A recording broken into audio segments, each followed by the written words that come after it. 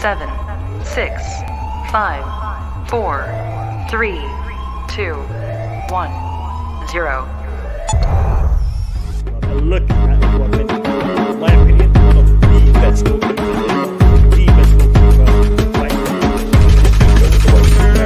We need you you're going to be playing against. So they want I'm a little bit worried about tomorrow's game. I saw a stat online. Sergio He's going to play up and down. That is the second. We only have two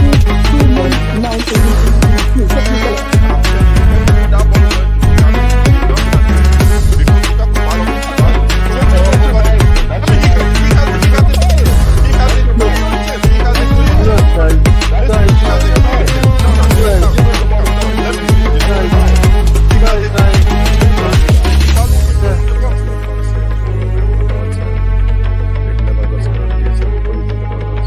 I know people have gone on about if we lose the cup, it could be a bit of a situation. I hope to God it Sergio doesn't. Productions.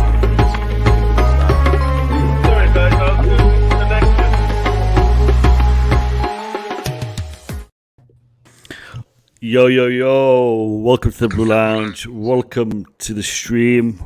Guys, make sure you have your mics on mute, I keep reminding you.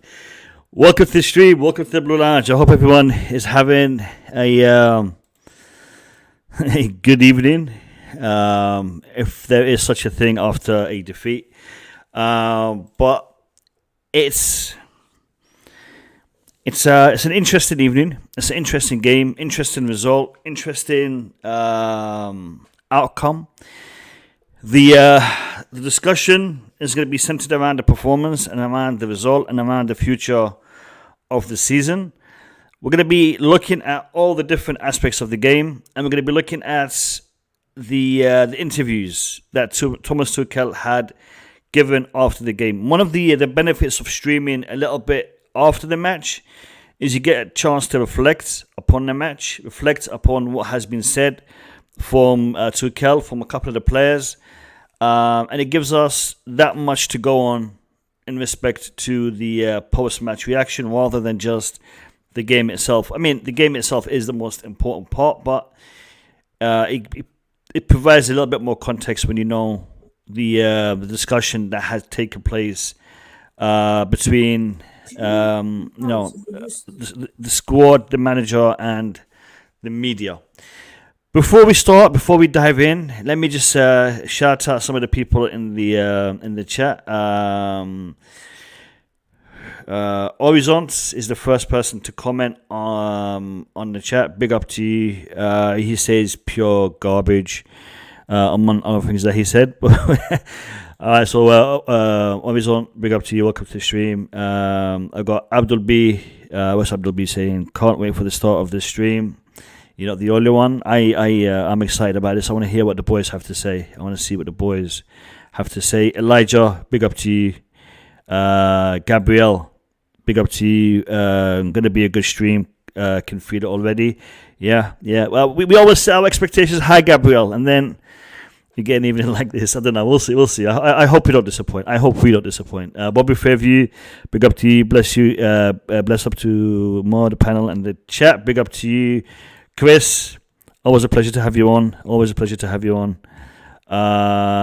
Koma, Eric Dugan, big up to you. Big up to everyone. Big up to everybody in the chat. Lads, do us a favor, smash that like button early doors. Let's get that like button smashed early doors so I don't have to keep on reminding you. So if you haven't hit the like button, please do it. Let's get the likes up. On 10 likes at the moment. Let's get it up to 20, 25. I mean, there's 25 of you here already. So let's get that like button smashed and progress. On the panel today, starting, and I know there'll be a few more others joining in. What we have today with us, Eric Blue, the Podfather, Max Burton, Nick Blue, Couch Critic, and Bobby Smoke Signals. I'm expecting a few more guys to jump on. So welcome all to the stream, chat, panel. I hope you're all having a blessed evening. Welcome, guys. How are you? not so good, I'm afraid. Why is that, Nick? I mean, what on earth could have happened to put you in such a bad mood? I don't Yeah, know. let me What say, would- I was expecting a lot better, but when I saw the lineup, it put me off a bit. No Havertz, we wanted Kanté and all of us mainly, mostly we wanted Kanté and Kovačić, but they didn't do a thing. We didn't have a midfield today. We didn't have a front three. I've been, defending Lukaku for a long time now, and it's about time. He has to do a lot better. He ain't doing nothing at the moment. He's not helping. When you play back top three, you have to play together, and he's miles away from the other two. Instead of linking up, he's running away from them. But Pulisic, no one had a good game. Everyone was really bad today. The only ones I could say had a good, Yeah, no, you're right. I'm going to get into discussing the performances and the match in a second. I just want to address firstly the panel. I hope everyone is doing good. Everyone is good. Everyone is well. Welcome all to the panel. I wanna just start off by looking at the lineup. The lineup that we had playing today was the Kepa in goal as expected, Rudiger, Thiago Silva and Malang Sarr in a back three. A lot of us were expecting to play a 4-4-2 variant formation, but Tuchel stuck with the old system and he played three defenders. He switched Sarr and Rudiger. So Rudiger was on the right and Malang Sarr was on the left. We had Kovačić and Kanté in the heart of the midfield, which is something we were all expecting to see. In the attack, he went with what we were expecting. Ziyech / Mount on one side, Pulisic / Callum on the other side of Lukaku. So the lineup was similar to what a lot of people thought. The formation was different. We were expecting the other formation, like I said. But the issue wasn't really the personnel, it was the performance. I think the defenders did well to a certain degree. However, I think the attack wasn't gelling. There wasn't enough chemistry between the attackers. I want to know from each one of you. I'm going to give each one of you a couple of minutes to give me your impressions of the game. And then what we'll do is we're going to watch the post-match interviews and press conference that Tuchel gave. And then we will jump into a discussion, an open discussion in respect to the match. So I'm going to start with Max Burton, and then we'll work our way across the board. So Max, Eric, Couch, Nick, Podfather, and Bobby, and then we're going to take it from there. So let me hear from Max Burton first. Max, your evaluation of the result and the performance, please. Okay, first of all, good evening, everyone. I hope everyone's well. Good evening, Max. Good Yeah, evening. and not great. What I was saying before we came on here, I think it was good in one way, but bad in another way. And let me explain what I mean by that. I thought the way that we set up, we were organised. City didn't really have any chances today. We limited them to one chance and a worldie. So from a defense off the ball, we were great. We took up great positions. We made it difficult for them. The problem was when we had the ball, we didn't know what to do with it. We didn't know how to use it, and that was a frustrating thing for me. Time and time again, we rather than playing vertical passes to beat them, we was getting the ball and knocking it sideways or backwards. Come on, Villa, 2-2. Anyway, backwards and sideways passing. No, and it was just wrong decision making as always. It's the same scratch record. You listen to my channel, you listen to Crouch Critic, and we always say the same thing: bad decision making. And like for instance, the Ziyech one where he overhit, easy pass to make to Lukaku, he overhits it. The front three, I agree with what you said. The front three went gelling. I'm one of Lukaku's biggest supporters, but today he wasn't great. The guy can hold up the play. Why don't you hold it up, especially when we're having pressure, bring players in? But he's trying to do these fancy layoffs all the time and losing possession.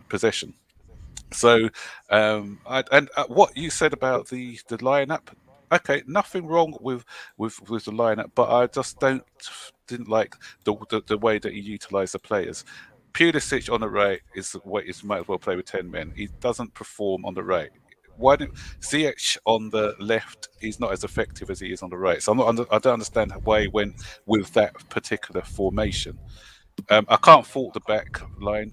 Mal and Sarr again, I thought done himself well. Alonso was giving me kittens coming up against Sterling. But then, to be fair to Alonso, after the first 15 minutes, he did settle down and he defended quite well.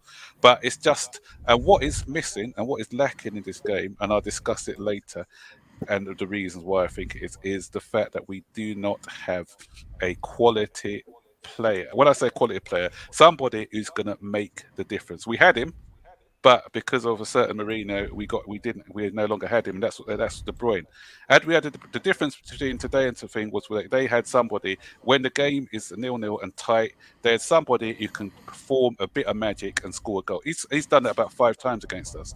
Every time he reminds us the mistake we made in letting him go by scoring worldies. He doesn't score tap-ins against us; he scores worldies, in a tight game. So I want us to get somebody in these tight games who can just, with a little bit of magic, just make the difference. And at the moment, we lack that. So until we get somebody who's going to be a difference maker, him or Mo Salah, who incidentally we had as well, then that we're always going to be arguing about the fact that we just don't, in the big games, we just don't turn up. Interesting you mentioned Mo Salah. His contract expires at the end of next season, and Liverpool are reluctant to meet his wage demand. So he'll sign. Yeah, probably. All right. Thanks for that, Max. Boogeyman is jumping in the queue. I don't know what he's doing. Now we'll go to Eric. Eric Blue, give me your thoughts on the game. I'll let Boogeyman wait a little bit. Yeah. Big up to the panel. Big up the chat. Yeah, I'm not happy, but my team lost, but my team also won. So at least I can take that. Nigeria. Listen, we're not covering the AFCON today, man. We got bigger fish to cry over. Nigeria. Yeah, big up to the Eagles. I have to take a W wherever I can. But it was a depressing match, I have to say. I was very disappointed. The team just didn't have the belief. It looked like, maybe we were too scared of what City can do to us. A very cautious play. For most of the match, we couldn't even get pass out of the back. We were playing most of the game in our own half, and it was just not very nice to watch. I know City are a difficult team, and they put us under pressure, but we didn't play like we know we can win the game. So it's just very sad to see that the players didn't seem like they were up for a big match.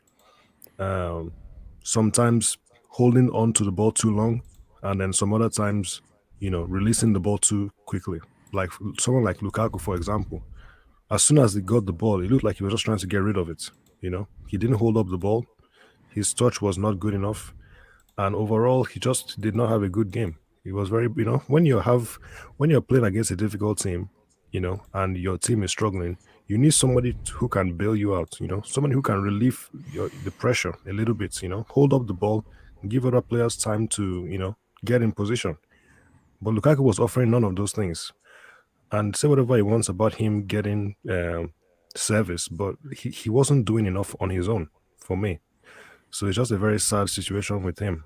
And the defense, you can't, I keep saying, we've said it a lot of times in the past, you cannot depend on your defense to keep a clean sheet every game. You just can't, So our attackers aren't, they're not good enough. They're not good enough because we can't win games with clean sheets. We have to score goals. And we're not scoring goals. And that is the biggest issue we've had since Tuchel came in. We don't create enough chances, and we don't take our chances, and we don't score enough. So that is the biggest issue with the team.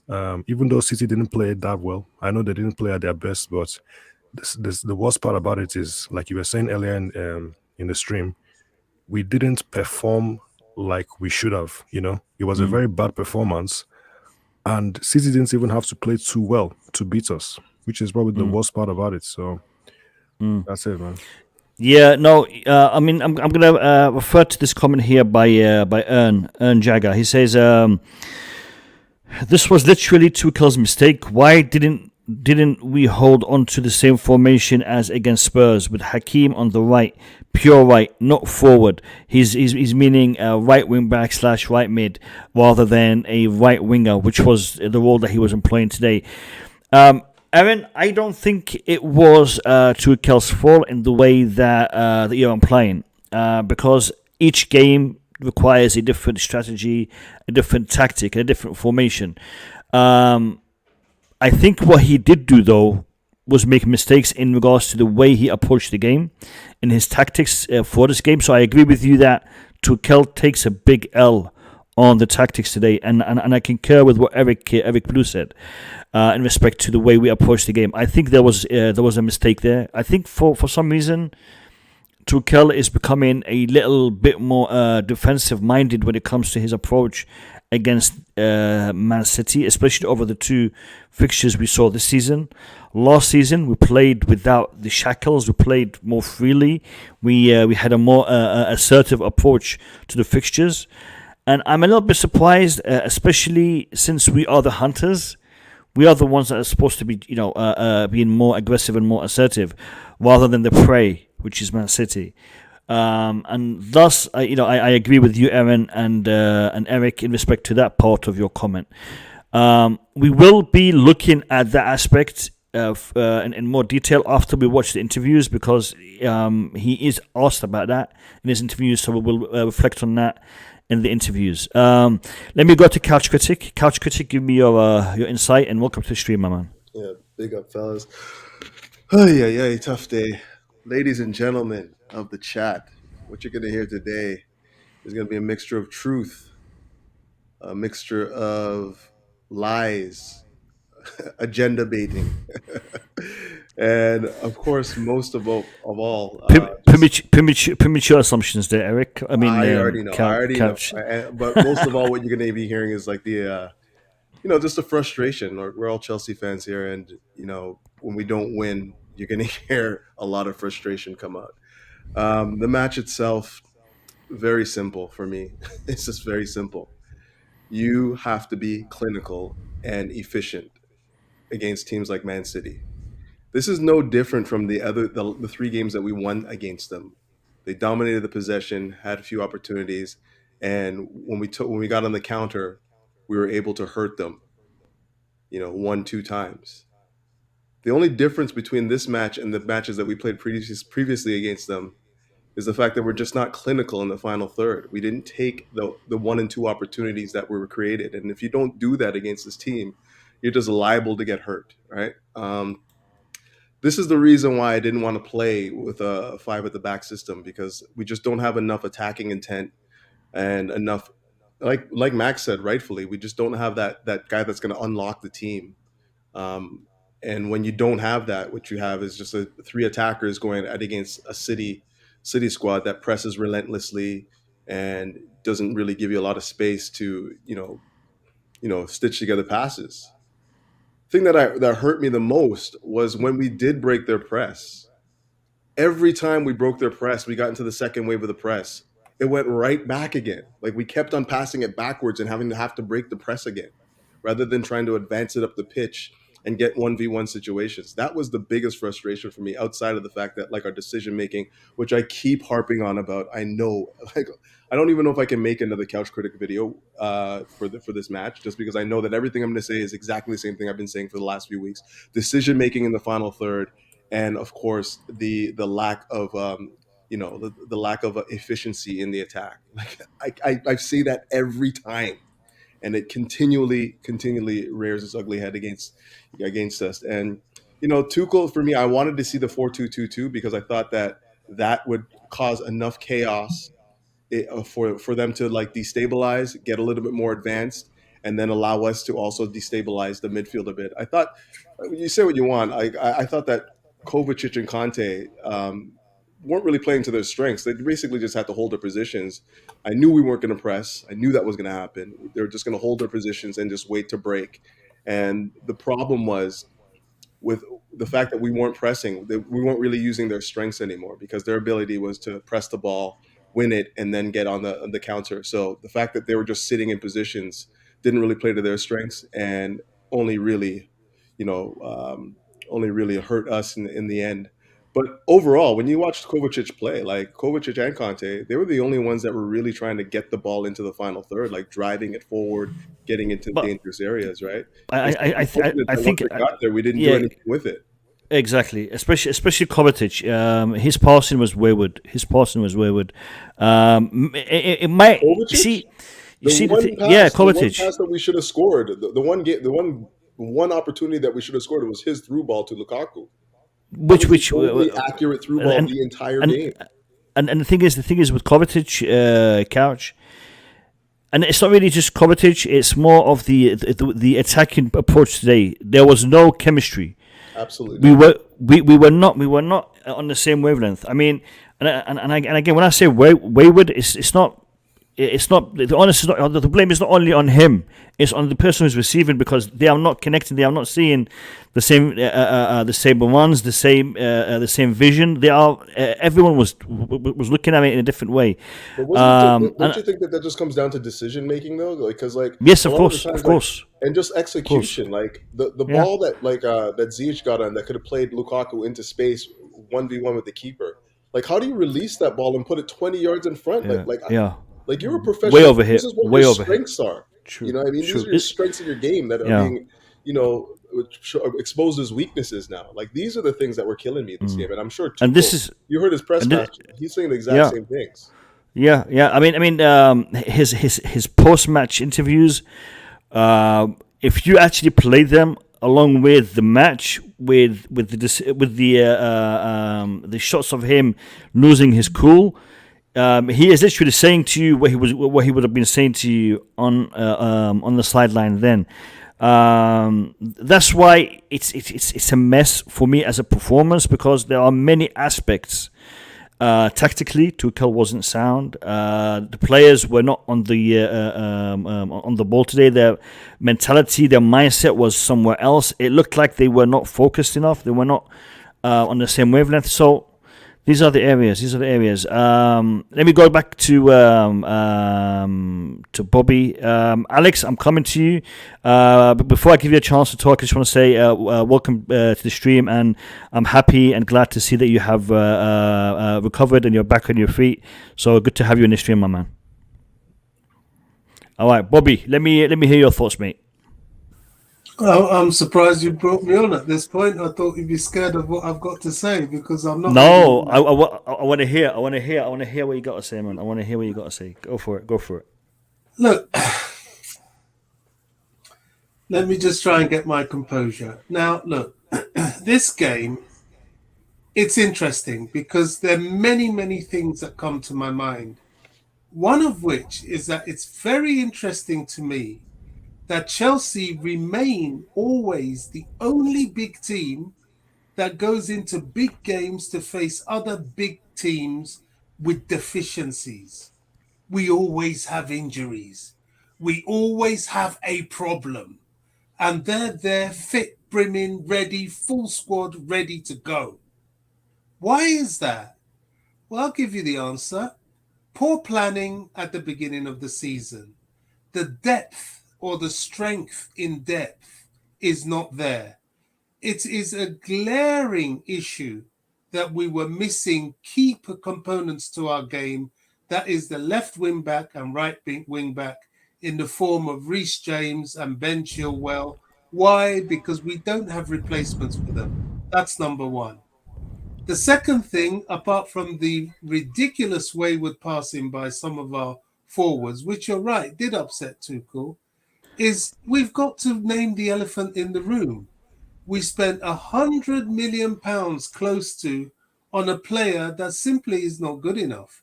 He is there for such a game as this. He is the man. He's the one that we should be looking to score the kind of goal De Bruyne scored. not 22-year-old Christian Pulisic, and all these people knocking people like Kai Havertz, who probably do come on and score the goal. You know, these are the dysfunctionalities that we have in the team. We are still an extremely good team with an incredibly good coach, but we've made some mistakes. And this summer, we simply have to put them right. Because if we go into another season without adequately padding out the squad with 11 players that we can actually use, then we are bigger fools than we actually look. We have to hold our hands up and say, do you know what? We've done a panic buy. We've wasted 100 million quid. Because with that money, perhaps if we didn't rush to get a striker, we could have probably got a good CDM. We could have pulled the Jules Koundé deal over the line. So we've got cover on both right wing back position and left wing back position because he can play both. Part of our problem is that we are overplaying players. Mount, I didn't want him to play today, not because I don't think he's a good player, because I think he's off form. Why? Because I think he's overplayed. He's knackered. Why? Because we don't have enough strength in depth to cover his position. So City have done it. I think they've got the league now. They've got the full squad. They've got the strength in depth, and it shows. The only thing we have as a get out of jail card is this is Tuchel's first year, and this is Guardiola's sixth. So let's give him more time.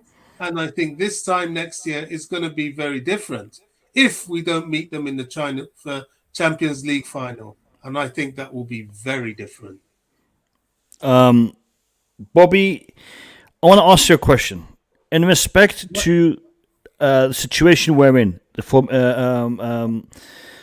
formation we played today, it requires two wing-backs. Our two wing-backs are currently unavailable. Our two key main wing-backs in Ben Chilwell and Reece James. They are not available. They're not. Why do we play a system that relies heavily on the wing-backs? Because our system that we were using that was very successful for us early doors in the season is because we had Ben Chilwell available, we had Reece James available. If we had to play without one of them, we still had Ben Chilwell and somebody else on the right, or we had Reece James and somebody else on the left. So we at least had one out and out wing back, a person who can give us that performance. Right now we don't have either one. So why are we sticking with that formation? And this is why a lot of us predicted, including yourself, predicted that we would play in a 4-4-2 variant formation. So either 4-2-2-2 or a 4-4-2, 4-2-1-1. You know, there was a lot of different variants that we could have played, but instead we went with a 5 at the back formation, which was inadequate today. So, is that a mistake by Tuchel, or is that unfortunate? I think Tuchel at this point, or for this game, didn't trust in the fitness of all the players in his squad. And if you look at the game carefully, you'll find that what he did wasn't particularly wrong. He actually neutralized City at the back. They didn't have that many opportunities, and it took a moment of brilliance for them to actually score. What our problem is, the way I want to look at it, is taking opportunities. £100 million striker getting through on goal and choosing to pass the ball with the goalkeeper at his mercy. These are the finer points that make you win games like this. Yes, okay, he could have been more expansive, but remember, he's playing a very dangerous team. If you open up to them, they will open you up. And the way he played, they were frustrated. If you listen to Kevin De Bruyne, he said, look, we always know that even Guardiola said, you always know they're defensively very difficult. We couldn't really break through. And he said he got lucky. He broke away from Kante, who didn't have his best of games, and clearly not because he hasn't been playing. He's just more or less come back from COVID or injury. And he said he just took that one chance. So it's a bit of 6 of one and half a dozen of the other. And I think ultimately it all boils down to strength in depth of squad, which we don't have, but they do. All right, fair enough. MDT, welcome to the stream. Give me your thoughts on the game. Hi guys, Mo, thanks for having me. Sorry, I don't Pleasure. know whether I might be able to stay the whole stream because it depends if they ask for me. To be honest, I was disappointed, but I wasn't surprised as soon as I saw the team selection. I didn't want to say anything on the group chat because the manager know the reason why he chose Bob. As soon as the team was selected, I wasn't like. As soon as I saw the team, I was just hoping for 0-0 because you don't play City with players that don't respect the ball or players that don't have relationship with football. As soon as you do that, what do you expect? Lukaku has never been good at when what Bobby is saying. If you watch Lukaku all his career, when he's through on goal, if he has people next to him, he always pass. He's not a killer. That's not in his game. Not for Belgium, not for Inter. He's not for Everton. He's not that kind of. He's not a like that selfish player that will want to score at any cost. He's not that. So that's why, when the Chelsea sign a player, I don't criticize the players anymore. I stop because of it doesn't make sense anymore if they're here. But before you sign them, that's the time I will give my opinion. Because when they're here, what can I do? It's too late now. You went and spent the money. So, but that's the thing. Lukaku don't have relationship with the ball. So if you want Lukaku to play, Lukaku have certain way to play. And with Pulisic and Ziyech, they don't respect the ball. Players that don't respect the ball, they lose the ball. And they don't get upset when they lose the ball. Okay, so they're high volume players. So if you play those players against City, obviously they should be able to do the basics right, which is simple passes, things like that. It's frustrating. But that's the thing. When you respect the football, you keep the football better. You make good decision. When you just play like you're playing with your, like you play in your yard or whatever with the ball, you want to dribble or you want to have time on the ball, you twist and turn in. And like Couch was saying, there are a few times Kante and Kova, even Rudiger, they've done their best and get them the ball. But guess what? Ziyech doesn't have the speed to beat a man, so he will twist and pass the ball back. I don't blame him for that because he can't run past anybody. That's not his game. So, it's really frustrating. I'm not going to sit here and lie. There are a lot of things that frustrate me, but I'm a kind of person, when a football game is finished, I tend to try to calm down and just, look at it like it's just football. This is not life and death matter. There are lots of most important thing in life. So what I look at is okay, the players on the pitch made wrong decision, but I cannot blame Kante and Kovo today.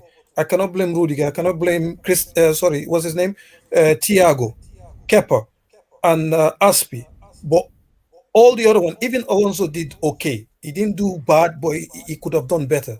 But the ones that missed the basic things that they should have is the other ones. There's no need to. You guys know the ones I didn't name. They could have done much, much better. But all this, I don't understand because of. I remember Cho coming on at Southampton. He didn't press right. That's the only thing he didn't do. He was pressing, but he didn't press right. 20 minutes, Tuchel took him off. Tuchel was frustrated for 60 minutes. He kept the players on, the players that he was frustrated with. Okay, so you can do it on one player because they were not doing what they were supposed to do. But why not do it on the expensive ones? The expensive ones that were doing it today. All three of them.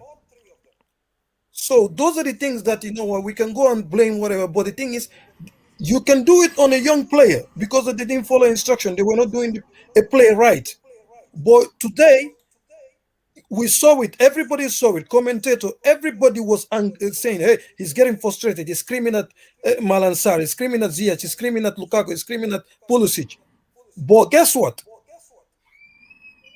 He didn't send a statement to them to say this is unacceptable.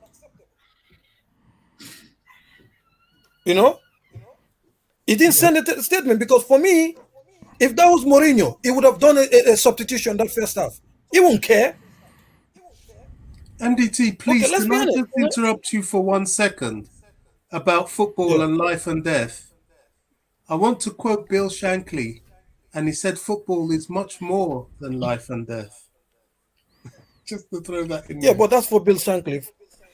Yeah, that's for Bill Shankly. It was meant to make you laugh. But he did say that, actually. Yeah, but he said that. Yeah, but the thing is, the thing I'm saying here is today the frustration for me was the players were not doing what they were supposed to do. But I'm not surprised. Yesterday we had this conversation. Remember when we were talking about the team? What did I say?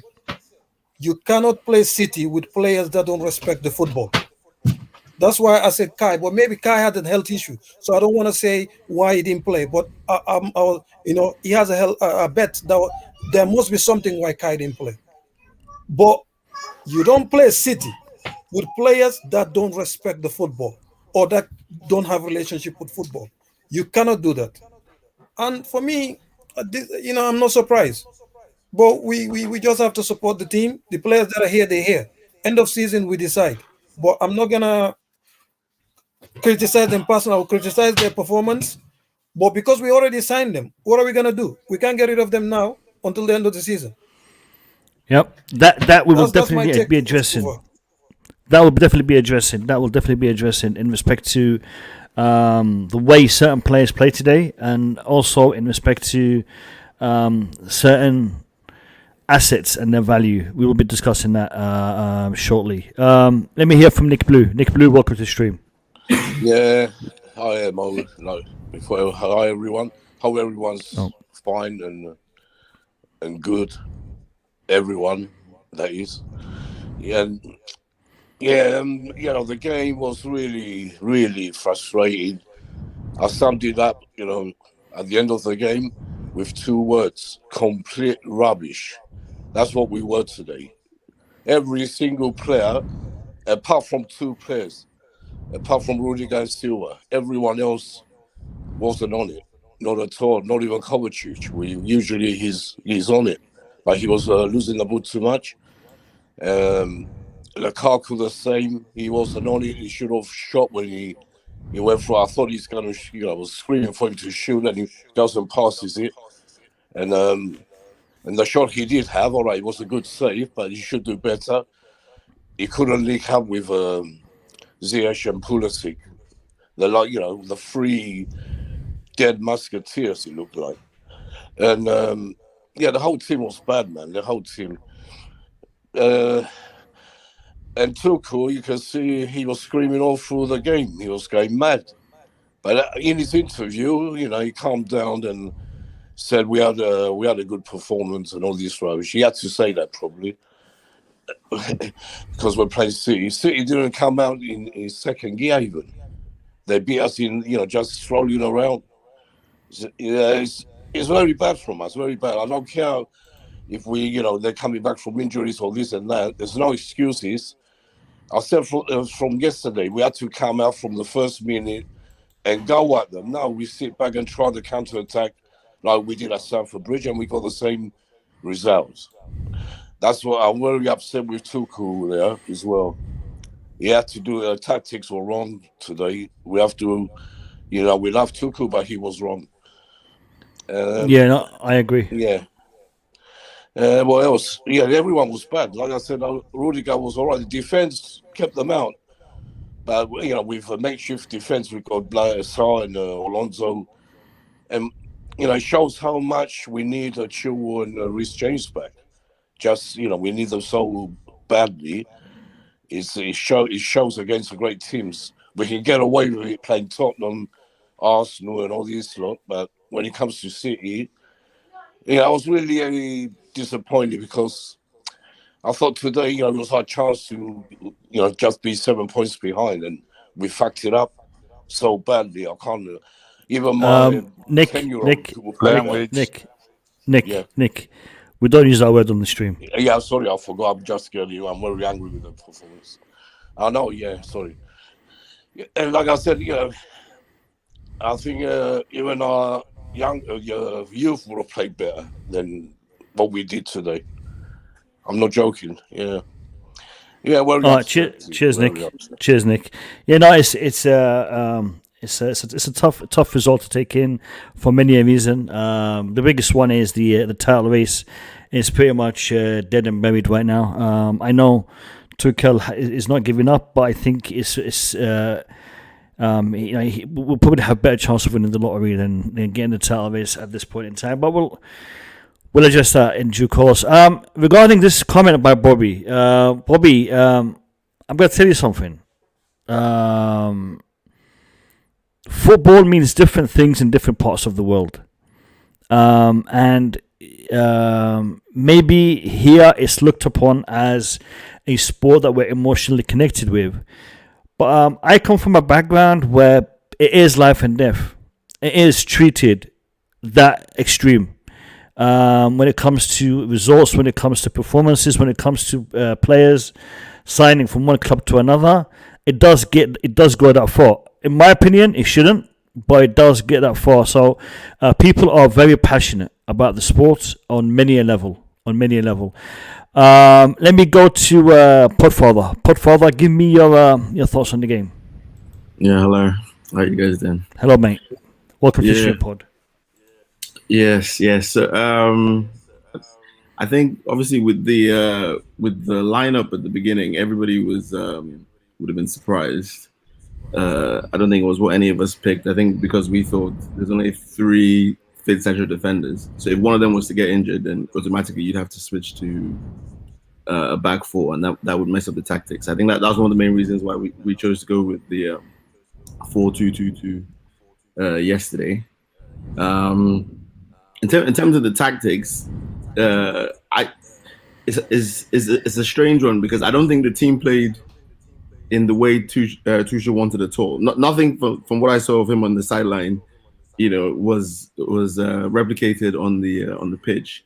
He wanted us to play with a high line and push up, quick passing, pretty much how we played, similar to how we played against Liverpool. But it seemed like he wanted Kante to sit because I hardly saw Kante get forward at all that whole first half. And for a minute there, I thought he was almost man-marking Kevin De Bruyne because I didn't see Kevin De Bruyne first half. He was always seemed to be next to him in the beginning of the match. But then Kante, for me, he didn't have a good game. He looked like, like the first game when we played him, he looked like he had the virus, He, in terms of just getting around the pitch. Some people will criticize Kovačić for his passing, but if you look at all the times he was getting pressed by 2-3 City players, there was almost nobody to pass to. None of the passing the ball, by the way, 90%. Yeah, none of the forwards, which is what probably like someone like a Mason Mount would have done, would have been to drop into midfield and take the ball off. The forwards pretty much just stayed in their position, whether it was Ziyech, Pulisic, or Lukaku. So that's why he has to progress the ball and run with the ball because there's literally nobody next to him to pass unless he goes back or goes sideways to the fullbacks. And then Alonso doesn't have the pace to go past anybody, so he passes back to the centre back. So none of what if you compare it to the Liverpool game, with pretty much with the same fullbacks, everybody says, "Oh, we can't attack, we can't do this." It was quick, one-touch passing round the corner. It was just a completely different performance with a very similar team. So I was just very surprised with how the team played this time around. So Couch was talking about we need a special player. Although was that Max Burton actually was talking about we need a special player in these sort of games. But if your 100 million striker is not your special player, then I don't know what is at this point. When I look at even obviously just following football. Like every game, Benzema scores, Vinicius scores. Almost every game for Real Madrid you see this season. Same thing with Lewandowski for Bayern. Like those sort of strikers are supposed to make the difference, and those are the kind of guys that we were linked with: Haaland, Lewandowski. So the fact that we've got a striker who is playing the way he's playing at the moment. Is really distressing, really distressing. And in terms of the way the team was set up, I don't understand. If you play Ziyech on the left, he's non-existent. Obviously, you play Pulisic because he's the only one who you think can run Kyle Walker. Yeah, because nobody else in our team has pace. So that's one of the reasons why you probably don't play Ziyech on the. So you don't play Pulisic. No, you play Pulisic on the right so he can run Cancelo because he's supposed to be the weak link in terms of pace. That's why you play him on the right, but it didn't work out at all because he kept on cutting inside. At no time did he take him on the outside. Was this a game that? So I'm getting feedback. Put yourself on me. Yeah. When you play a game like this, your target is to win. This game should have been treated as a cup final. Therefore, you should put the players on the pitch that you think will cause the most problem for your opponents. Play the formation that you think would cause most problem for your opponents because you need to win this game. This is a game that we needed to get the 3 points if we are hunting the title race. It would have made more sense to play players with legs, i.e. runners, i.e. Timo Werner, Callum, Pulisic and Callum, rather than having Ziyech. And, people made a case for Mason Mount. Mason Mount could have added something to this game. But I think for this game, Mason Mount and Hakim Ziyech maybe were a mistake. Maybe we should have went with runners, especially if you are playing with the mindset of counter-attacking football, which is what it looked like we were doing today. Maybe we should have had a Timo Werner on that pitch, a Callum on that pitch. So it's just a thought. But I think the team selection was problematic for me. I'll let you finish off, Pod. Yeah, it definitely was. But I think the way you deploy it makes it even worse. If you play Ziyech on the left, you're not getting half the output that you usually get for him on the right. Now, we spoke about the runners yesterday, but the same thing persisted. How do you get the ball to them? Like we saw when Callum and Thing came on, it didn't make that much of a difference. We didn't create that many chances at all. And you had Werner almost playing like a winger, which is, it's crazy. He just literally just goes head down and just, crosses the ball into the middle with nobody there because he can't really deliver a ball from the right in terms of like an aerial ball for Lukaku to head or anything like that. Obviously the counter and probably pressing from the front. That's what created probably the chance where we had the 3-on-1. It was a mistake where Lukaku turned Stones. We're in his 3-on-1.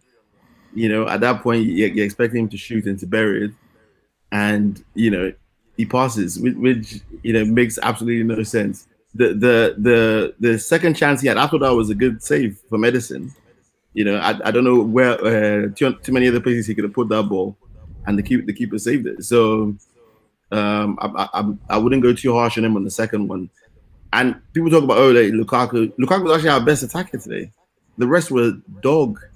The other two players, Pulisic and Ziyech.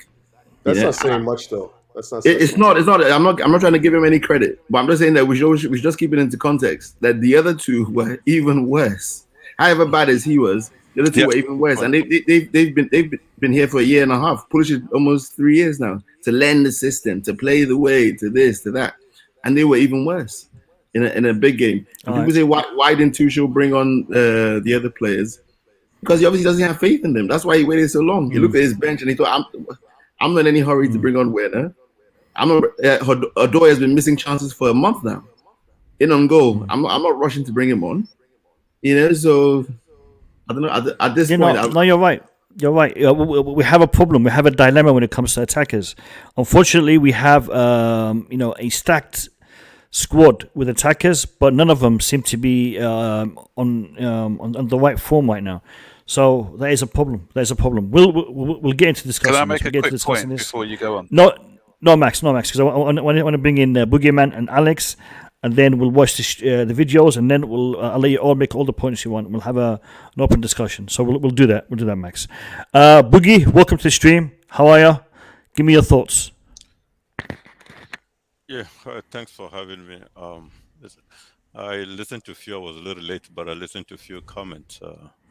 I just want to shine some light on the fact that Tuchel is incapable of impacting game in the first half when the game is not going our way. Every Chelsea fan around the world today have seen it. We're just not playing good. Ziyech cannot do anything with the ball. Every time Ziyech has the ball, he managed to put himself in between three or four Manchester City players, and then the only alternative he has is to pass the ball back. Even if he has the ball, he has only one Manchester City player. He doesn't even try to take on him.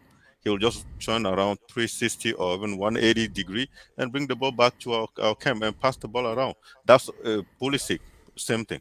He cannot find the opening, or he can even, like, people are blaming Kovačić. Now Kovačić most of the time managed to beat few presses, and when he run with the ball, there's nobody open. They're all behind Manchester City players. They're all hiding. They don't even want the ball. And when they have the ball, they don't know what to do with it. So my point is this. The entire game, the first 45 minutes was one of the worst ever that I've seen. But Tuchel, yeah, you can sit on the bench and scream as much as you want. Are you capable of changing a game when it's not going our way? You cannot call this game a cup game and not be able to impact it. You look at your bench, but if you cannot bring anything, or just change the system, just change it, do something, so we can feel like, okay, this guy know what he's doing. He sat there not doing anything. So I have a serious problem with Tuchel today. He didn't do it for me today. Lukaku, listen, we all know who he is. Lukaku at the best is a 20 million pound striker. That guy just wastes position for us. I'd rather have, remember that time we used to have William and Pedro, and we think, oh, they're not big enough, but at least they try something. At least you cannot let Pedro on your box with the ball not trying to attack him. He will curl it to the far post. William on the other side. We say, oh, Hudson-Odoi need to take over William's position. We should not renew William. We should not renew Pedro. We should let those guys go, and we can promote our kid. What are they doing? What are these kids doing? Like the 22, yeah, 22 is enough to score goals. 22 is enough to put your body. I mean, Bernardo Silva today, he's the same type of body, like same type of physical that Pulisic. Do you see what that guys were doing? He's tackling. He's pushing Kovačić and Kante off the ball today. He is everywhere. He's willing to injure himself just to make sure we don't go in transition. So what are those players doing? What exactly Tuchel is teaching those kids? They're young, but I think their form is going down. Like I just don't see them doing anything, become anything better. So for me, I'll just make it clear. Tuchel need to learn how to impact game in the first half. If our objective is to be better than City, he needs to change whatever he needs to change. But if our objective is just to be like in the top three and wait for City to collapse and come down to our level, then we keep, because I'm pretty sure we have enough kid or talented player to stay in the top 4 or top 3. We will stay in top 3 with this. But if the idea is to be as good as City, listen, I think it's not always about the board. It's also about the player on the field and what the coach is telling them to do, or how exactly the coach can use his tactics to impact those players. That's what I want to say. I think Tuchel needs to watch himself and just look at himself. His tactics are not getting to those players. He can get frustrated, but change the game. Change it. We all see it today. So that's my problem today. All right. Yeah, passionate boogie. I like it. And whether it's a matter of tactics, whether it's a matter of approach, Tuchel was lacking today. People have bad days, and today was a shocker for Tuchel, unfortunately. Alex, welcome to the stream. I hope you're feeling better.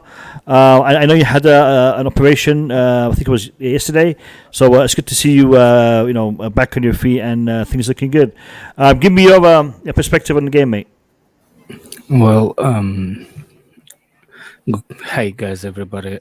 Thanks for the well wishes and stuff. Yeah, surgery went well and stuff. I had a ear surgery. We had to put prosthetic bone into my ear because I was 90% deaf on my left ear. Wow. So It's all the shouting that you hear on these streams, man. It's just no. It's actually makes more sense that I'll shout because I feel like, you know what I'm saying, like it makes more sense. Compensate for the yeah. So anyway, my point on the game, it was a little bit of what Boogeyman said. I'm surprised with the lineup. I'm really surprised with lineup. My another thing is why did not substitution made was at the halftime, because I saw that if I thought somebody is gonna come in at the halftime, but nobody did it, and I will actually be more, how you say it, more on the Bobby side, saying like I wanna consequences for the board, because I wanna know why, who, and why Lukaku was signed for Chelsea for 100 million. I want the board to. I think that's the board decision.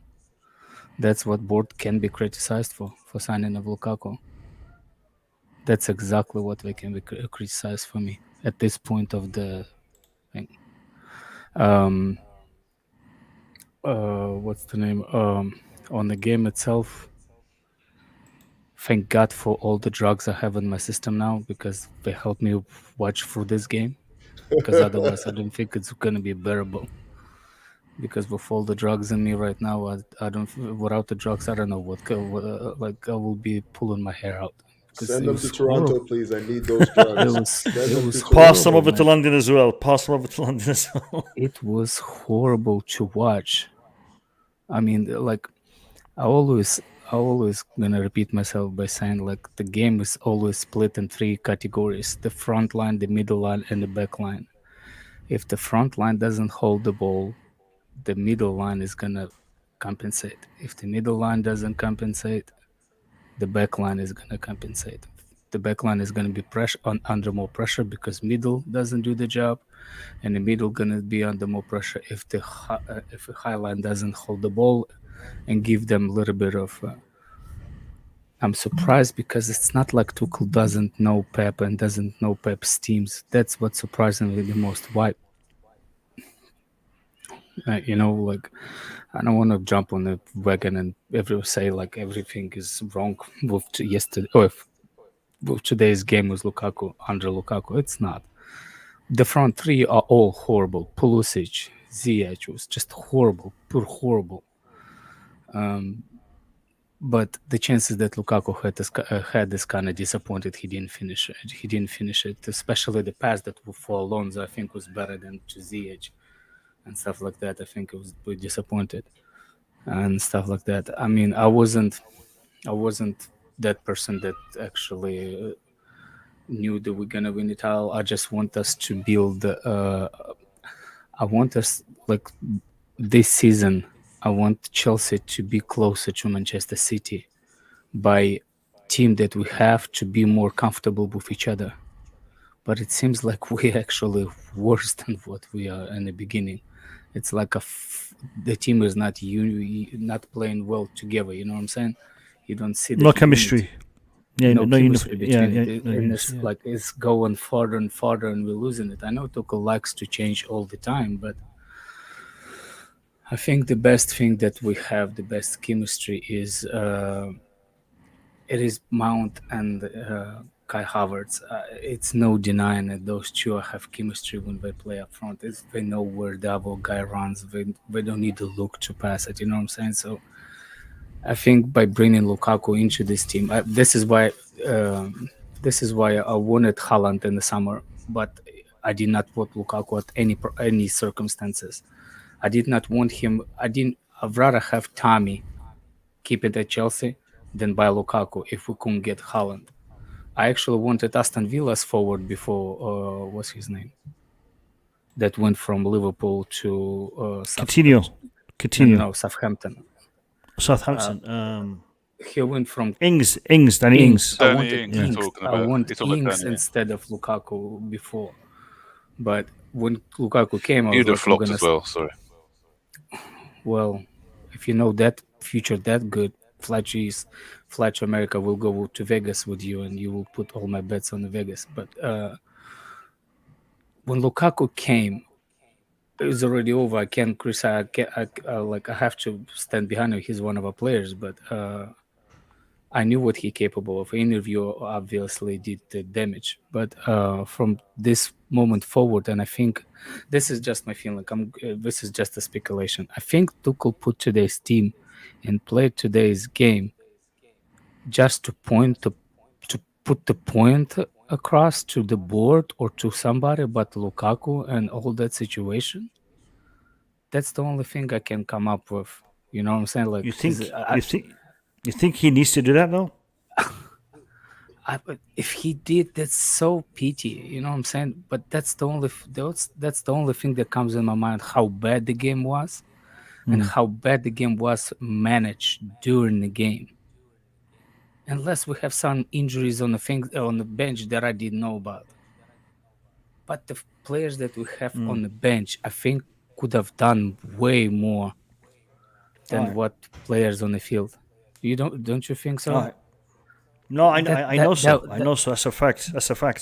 That's my thing. I'm not saying like he did it. It's just me speculating or drop. Sure, one of the two.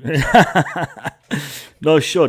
Listen, there's definitely something going on. Because I'm surprised at the way the players were playing. Is there things that are happening behind the closed doors that we don't know about? Maybe. I don't want to speculate. I don't want to, add a fuel to a fire like that. But it's something we'll discuss. Before we get into the discussion, I've got 3 clips. I've got a post-match interview, a post-match press conference, and the Chelsea post-match interview. I'm actually gonna step out more because I sure. feel dizzy. I cannot talk for a long time. It's no worries, Alex. Thanks for jumping on, mate. I just want to say, come and help. Thank you guys for everybody. Thank you. Get well soon, Alex. Get well soon, brother. Always a pleasure to see you, my man. Alex, get well soon, okay? Thanks for coming. Greetings to the family. Thanks, Alex. Get well soon, Alex. So let's watch these 3 clips, and then we'll open the discussion to you guys to address anything you guys want to debate, because there is going to be a lot that we're going to be talking about tonight. But let's get Tuchel's point of view first. So this is a post-match interview done straight after the game. Let's have a look. Thomas, could you give us your take on that disappointing result? Yeah, the result, yes, but this can happen if you play at City. Result like this can happen. I think we deserved a draw. I think we defended very, very well. Did not allow big chances. One in the first half from a big mistake from us. Okay, but the goal was more or less from. We were not under so much pressure that it was clear that they will score at one point. In the opposite, we had then chances. So performance-wise, this is okay, given the fact that we had to change our back 3 again. Like defensive-wise, for the commitment, I'm absolutely okay with that performance. I think we deserve to have a draw. A draw would be a fair result. We don't have it. We have won games like this against City, and that feels very different. But that's the way it is. No shots in the first half by Chelsea. It doesn't happen very often. We could see you being frustrated. Yes, because I think we had 8 or 9 offensive transition, and we had 0 touches in the box. That was a big problem today, offensive-wise. The performance of the front players, that was simply a lack of precision, a lack of timing, and a lack of composure. That you cannot think that you get a lot of half chances, deliveries, and on a level like this. We lost too many balls too easy, and that's why we have a number like this. Of course, that was a big problem in our game today. And you put Romelu Lukaku up front. Was he getting the service? It didn't seem that way. Sometimes he needs to do the service. I think he's included in this. He had many ball losses without any pressure, in many ball losses in very promising circumstances. He had a huge chance, so he's included in this. It's not on. of course, we want to serve him, but he's part of the team, and the performance up front, like especially in first half, was we can do much better, and we need to do much better because we had a lot of transition chances in first half already. Yeah, he was more aggressive in the second half, but of course that opens the game up a little bit as well, doesn't it? Yeah, it opens the game up a little bit, of course, and you need to sometimes, if when in the context of our situation, you need to wait for the moments, you need to wait for the minutes when you feel it, when you're confident, when you have the legs for it, and when you win, then when you step up. But all the time when we won the challenges, stepped into the challenges, won them, we were strong and dangerous in counterattacks. We were more aggressive, more compact up high the pitch. This is that's why I think like we had good moments. We had moments where we suffered, but not like I felt us stronger than in the first leg over the 90 minutes. But first half we could do much more and create more chances with better timing and better passing, better ball control. Is the title done? Is it gone now? It's not my question to answer.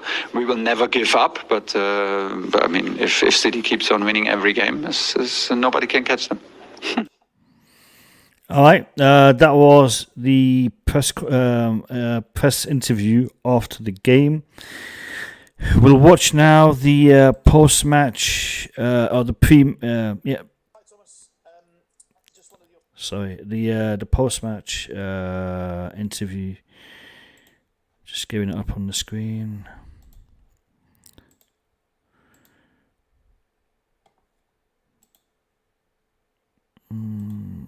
Here we go.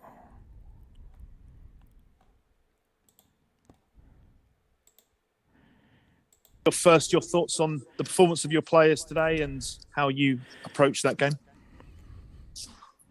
Well, I think we lost an individual performance in one situation today. I think we from terms of attitude, commitment, defensive-wise, I'm happy. We did not allow too many big chances. We kept them to a minimum of big chances. We kept them to a minimum of deliveries, really dangerous deliveries. We were aware, active, and always aggressive and compact in defending. Already in first half, we had big counter chances, big offensive transition chances that we really wasted.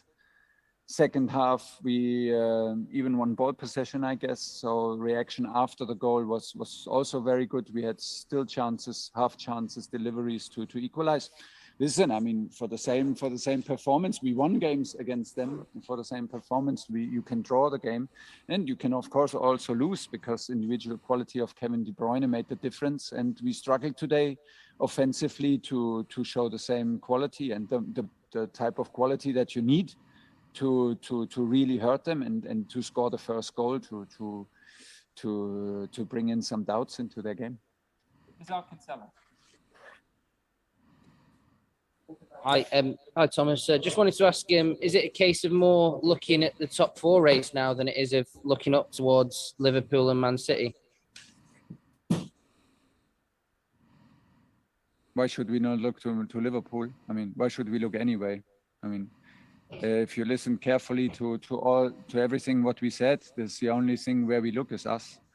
And the only thing where I look is Tuesday, because funny enough that we play Tuesday when the next game is Sunday. So we need to be ready on Tuesday. I have no time to lose my energy looking at looking at the fixture or the table. Don't understand the question.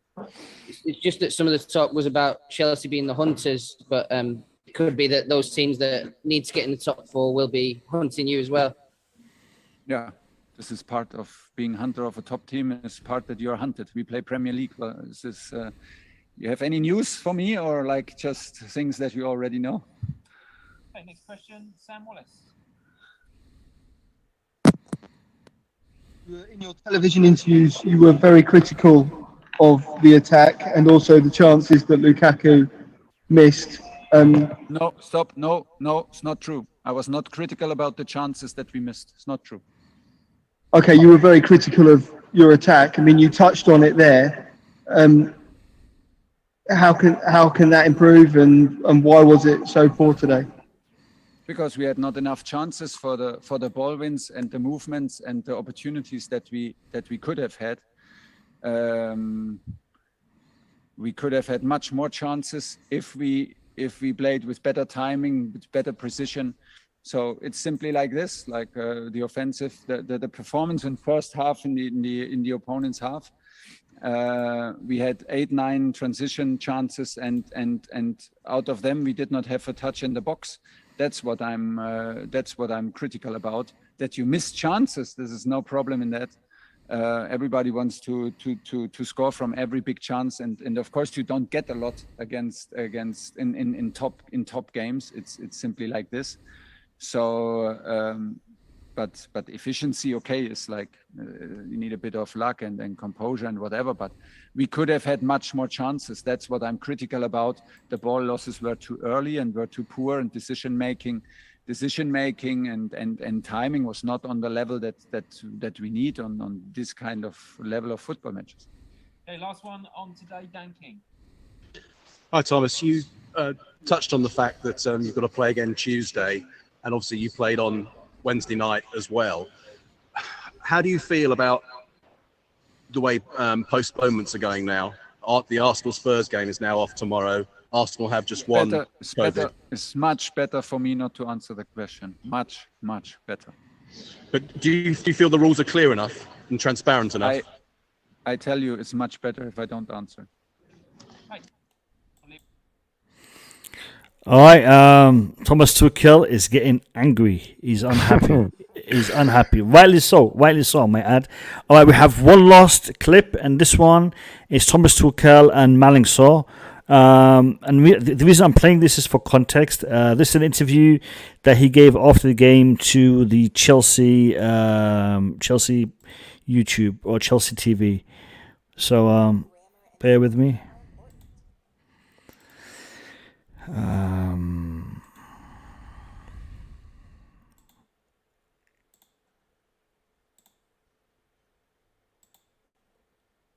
Today, give us your assessment of that performance.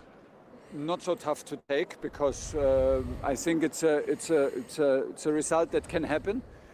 Given the performance and the game, we can also win this game 1-0. We can draw it. So it's not so tough to take. We hate to lose, of course. This is a given, and we don't like the result, not at all. But put it into perspective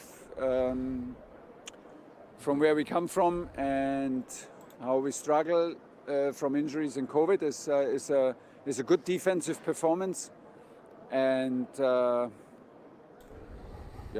from individual performance we lost. Okay.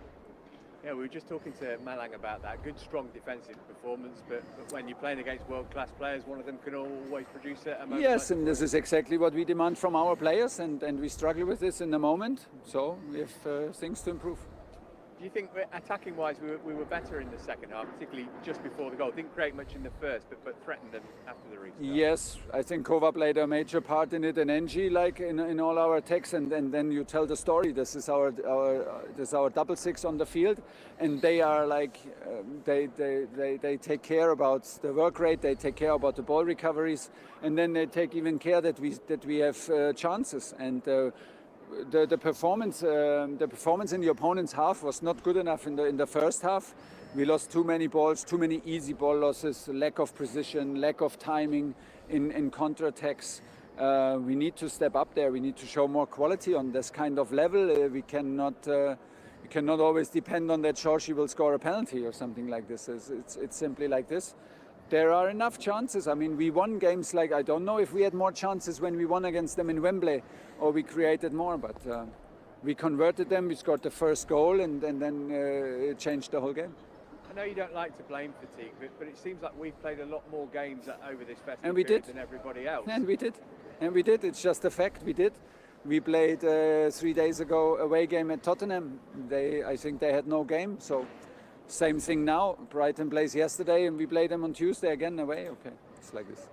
Finally, we know the gap is large at the moment between City and ourselves, but you must feel confident that you've seen enough in the time that you've been at the club, nearly a year now, that we can close that gap? We can close it. We just need our squad, and it's not that I want to be absolutely clear about it. It's not that with this squad we cannot win, but you know, it doesn't matter who plays in the end, but you need to deserve it more. And when your whole squad is there, if you fight against 20 players for your space, it's different. In the moment, it's a little bit like, hey, I'm there, I have a negative test, so let's go. Oh, you play. And giving the mentality and the attitude that they have, we still can rely on them to produce on any level and to always be up for a fight. So big credit for the players. And still, these extra 5%, the extra percent that you need to be on the very, very top level, you need your whole squad, because then it's a real race, and then you challenge, and then it's and that squeezes the extra out of it. Because I mean, you would be stupid to pay 20 players if like 14 is enough, and and it's like this. So no hard feelings today for the performance, and of course absolutely zero doubt about our mentality, attitude, commitment. It's all good. Today it was about little things. Today it was about individual quality up front. Malang, tough game today. It was pretty close for most of it, but just that one moment of quality from De Bruyne winning. Yeah, really, really frustrating, because we came with a plan. I think we've done pretty well. Defensively, we were strong. We didn't offer much opportunity to them. That was the plan, and I can feel that they struggle a lot to find a solution, and that was the main thing for us. And obviously, we had the chances to score, and that's why today I'm really frustrated and disappointed for the result. And that's the thing when you come up against world-class players, isn't it? They're capable of a moment of brilliance like we saw, and it needed that to score against us today. Yeah. But in this type of game, that's our role as well, to slow them down and to find a solution to just avoid this type of things. Obviously, that's a great shot. That's a great player. But I think we can do more, and by analysing the game, we will find a solution. I'm just stopping the video for 1 second. Listen, there is no need for any disrespect to anyone, especially when it comes to based on religion, based on ethnicity, based on gender. So anyone who does that on my stream will straight away be blocked, and we will never want to see them on the stream again, regardless if they are a paying member or if they are a subscriber or if they are here for the first time. We do not allow any hate speech on the stream. We do not allow it. We do not permit it. We will ban you if you do it. He's a troll, by the way. Yeah. To get better, like we always do. Sorry. Was it always the plan to try and contain them in the first half and then be a bit more attacking after half time? Yeah, definitely was the plan. I think we've done pretty well. We had a few chances to score, and yeah, at the end of the day, we're going home frustrated, because I think we could have went on with a point or with 3 points, because we had the chances to score in the first half, in the second as well. So yeah, we keep on working. Nothing is finished. Just keep the head up and work out, and just to try to improve each and every game to get better and better, and to fight like we fought today. Slightly different position back to your normal position today, really, from Spurs. I guess you're just happy to play anywhere to help the team. Yeah. I try to be the best as I can to help the squad and to feel comfortable. And yeah, if I need to play on the side, I play on the side. If I need to play as a free free at the back, I play. No matter what, I'm just ready, and hopefully I will help the team to achieve our goals and to be good on the pitch, to perform. You've become an important part of the squad and of the team in recent weeks. Do you feel like a confident, sort of proper Chelsea player? Yeah. I can feel it. It's good to feel it, but I cannot really think about it at the moment, because we need to perform. We need to be good, and that's a high level team. So I just need to bring the level and just play hard. Just play hard and be the best as I can, like I said. So yeah, it's good. I'm really happy to get the confidence and everything. But for me, the best is be on the pitch, help the team, and win games. Finally, it's obviously a big gap between City and us now in terms of the Premier League, but there's so much to play for this season. Definitely. There's lots of game to play, lots of points as well. So I'm not like worried about it, because it's a long way to go, really long way to go, and there's lots of points. I trust my teammate, I trust my team, and I think we can do it. All right, fantastic interviews, fantastic feedback, insight from Tuchel and from Malang Sarr. Before I get the ball rolling with the debate, I want to put a couple of points to you guys. Please make sure you're all on mute. Please make sure you're all on mute. All right.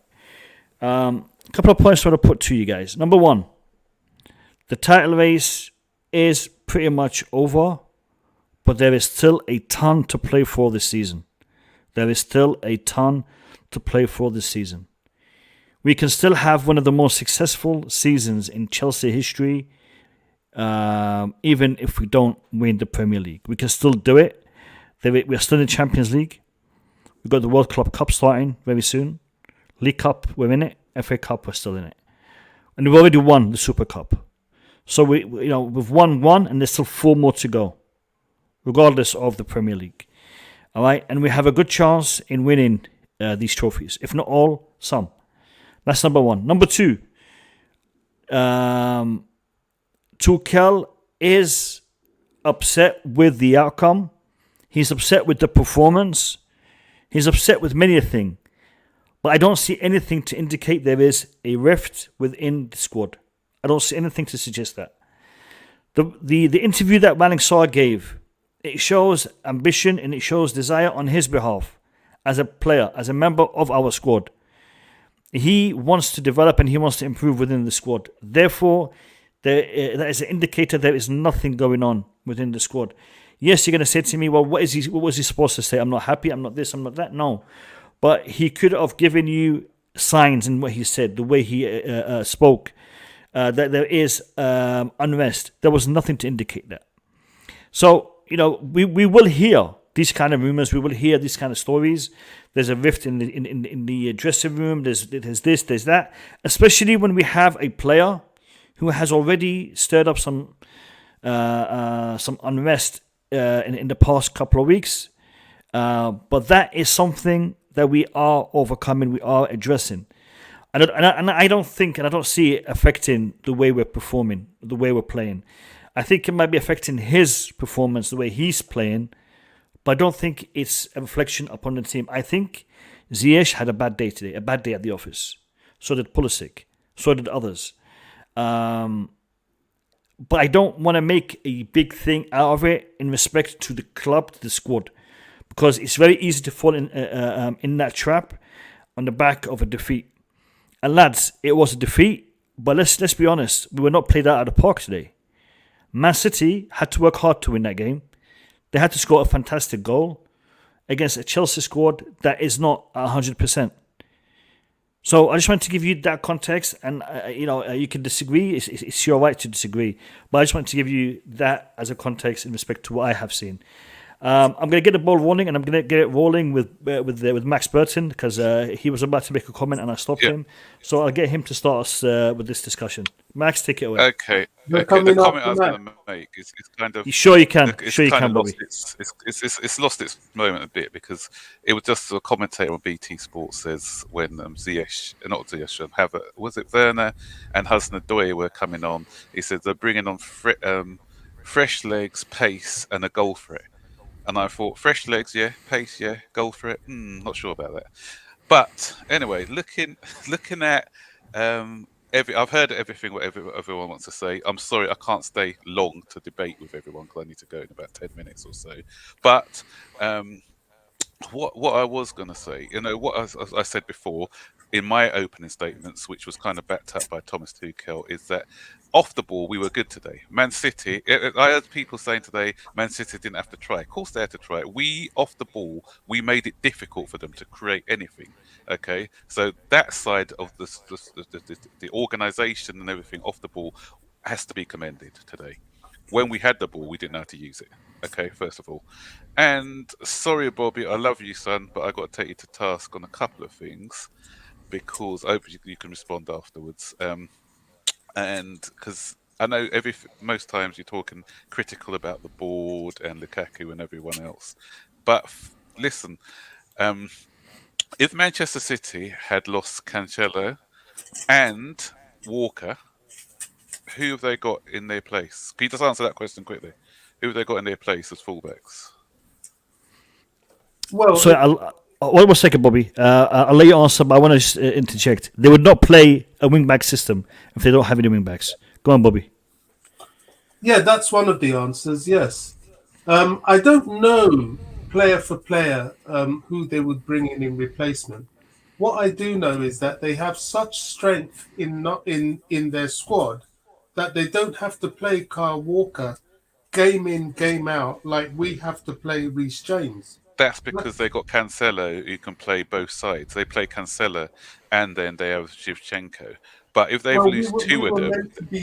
We were meant to be getting that when we got by getting Jules Koundé, but we never did. Yeah, we've lost. Granted, we probably need a player who can play both sides and comfortable on both sides to cover. But at the moment, that's why did we get someone like Dest? Not sure how good he is, but yeah, fine. But the other thing is, Lukaku didn't play great today. I was the first to admit. I said that myself. So, but. I know a lot of people are being critical of Lukaku today, and that first of all, the two chances. One chance he should have shot, but the second one was a brilliant save. Okay, and if nobody's sort of outed Ziyech for the follow-up shot, which I think was the easier chance. So everyone's critical of Lukaku for missing what was a brilliant save by the goalkeeper, but when the ball came back to Ziyech, he was too rash. He knocked it over the bar when the goalkeeper was off balance. Any shot on target would have been a 1-0. Yeah, and carrying on from what Thomas Tuchel said, and I've said this time and time again, it's the case of us not having a fully fit squad, whereas Manchester City have this season, and things transpiring against us. We've seen it again with that disgraceful decision tomorrow to let Arsenal not play the game when they've got people on African Nations Cup and injured, no COVID. We had a side who had lots of COVID, lots of injuries. Against Wolves, against Everton, nothing done for us, okay? And that's why Thomas Tuchel today was frustrated, like I am now, talking about it. You can see the frustration in him. He's now seeing that we're not playing on a fair a level playing field, okay? And that is my issue. It's been happening with Chelsea time and time again. Had we been afforded the rest that some teams have been having, then the gap, I can guarantee you, the gap wouldn't be 10 points. We were in it until we started to get the injuries. No one. I think we're being a bit reactionary at that sometimes. We've got to look at everything. We've got to look at the consequences. It's not one or two injuries. So we could go on about squad size, but this is multiple injuries at the same time. This is 8 or 9 players out. If City had 8 or 9 players out with the depth of their squad, they will struggle too. No one tell me that they wouldn't be struggle with 8 or 9 players out at the same time. The odd player here and there we could have coped with, just like they're coping with. But it's a case of, a long, prolonged spell of having players out injured. Okay, and that's, I think, the last point I was going to make is on the Lukaku situation. Everyone last season was saying, give Havertz time, give Werner time, whatever. Lukaku has played half a season, and everyone's saying he's a write-off. He needs to go. For me, I'm going to be consistent. Like I was giving the time to Werner, giving the time to others, I'll give the time to him. I'm going to judge him. If he's not scoring goals next season, then I'll be on his case. But we're just quick to get on our players when they're not doing well. Telling, they're saying get out of our club or whatever, and no, and we just need to just be patient. That's what the reason is. We weren't patient with, or not me. We weren't patient. One manager we had wasn't patient with a particular player, and that was Kevin De Bruyne. And now look what's happened. He's come in. He's world class. He's doing it. He didn't show any patience. He didn't play. Give him enough time. And we didn't show any patience to Salah. He's gone on to be world class as well. So us as fans need to give players that same sort of time. All right, cheers, Max. Bobby, you want to respond? Yeah, I mean, as far as Lukaku is concerned, the difference with Lukaku, and one thing I really want to see for sure, is Armando Broja returning in the summer. for sure. Time out. I think the talk is that he's not coming back. I think the talk is that Southampton really want him. Armando's family want him to stay at Southampton. There's apparently negotiations to agree a transfer at the end of the loan.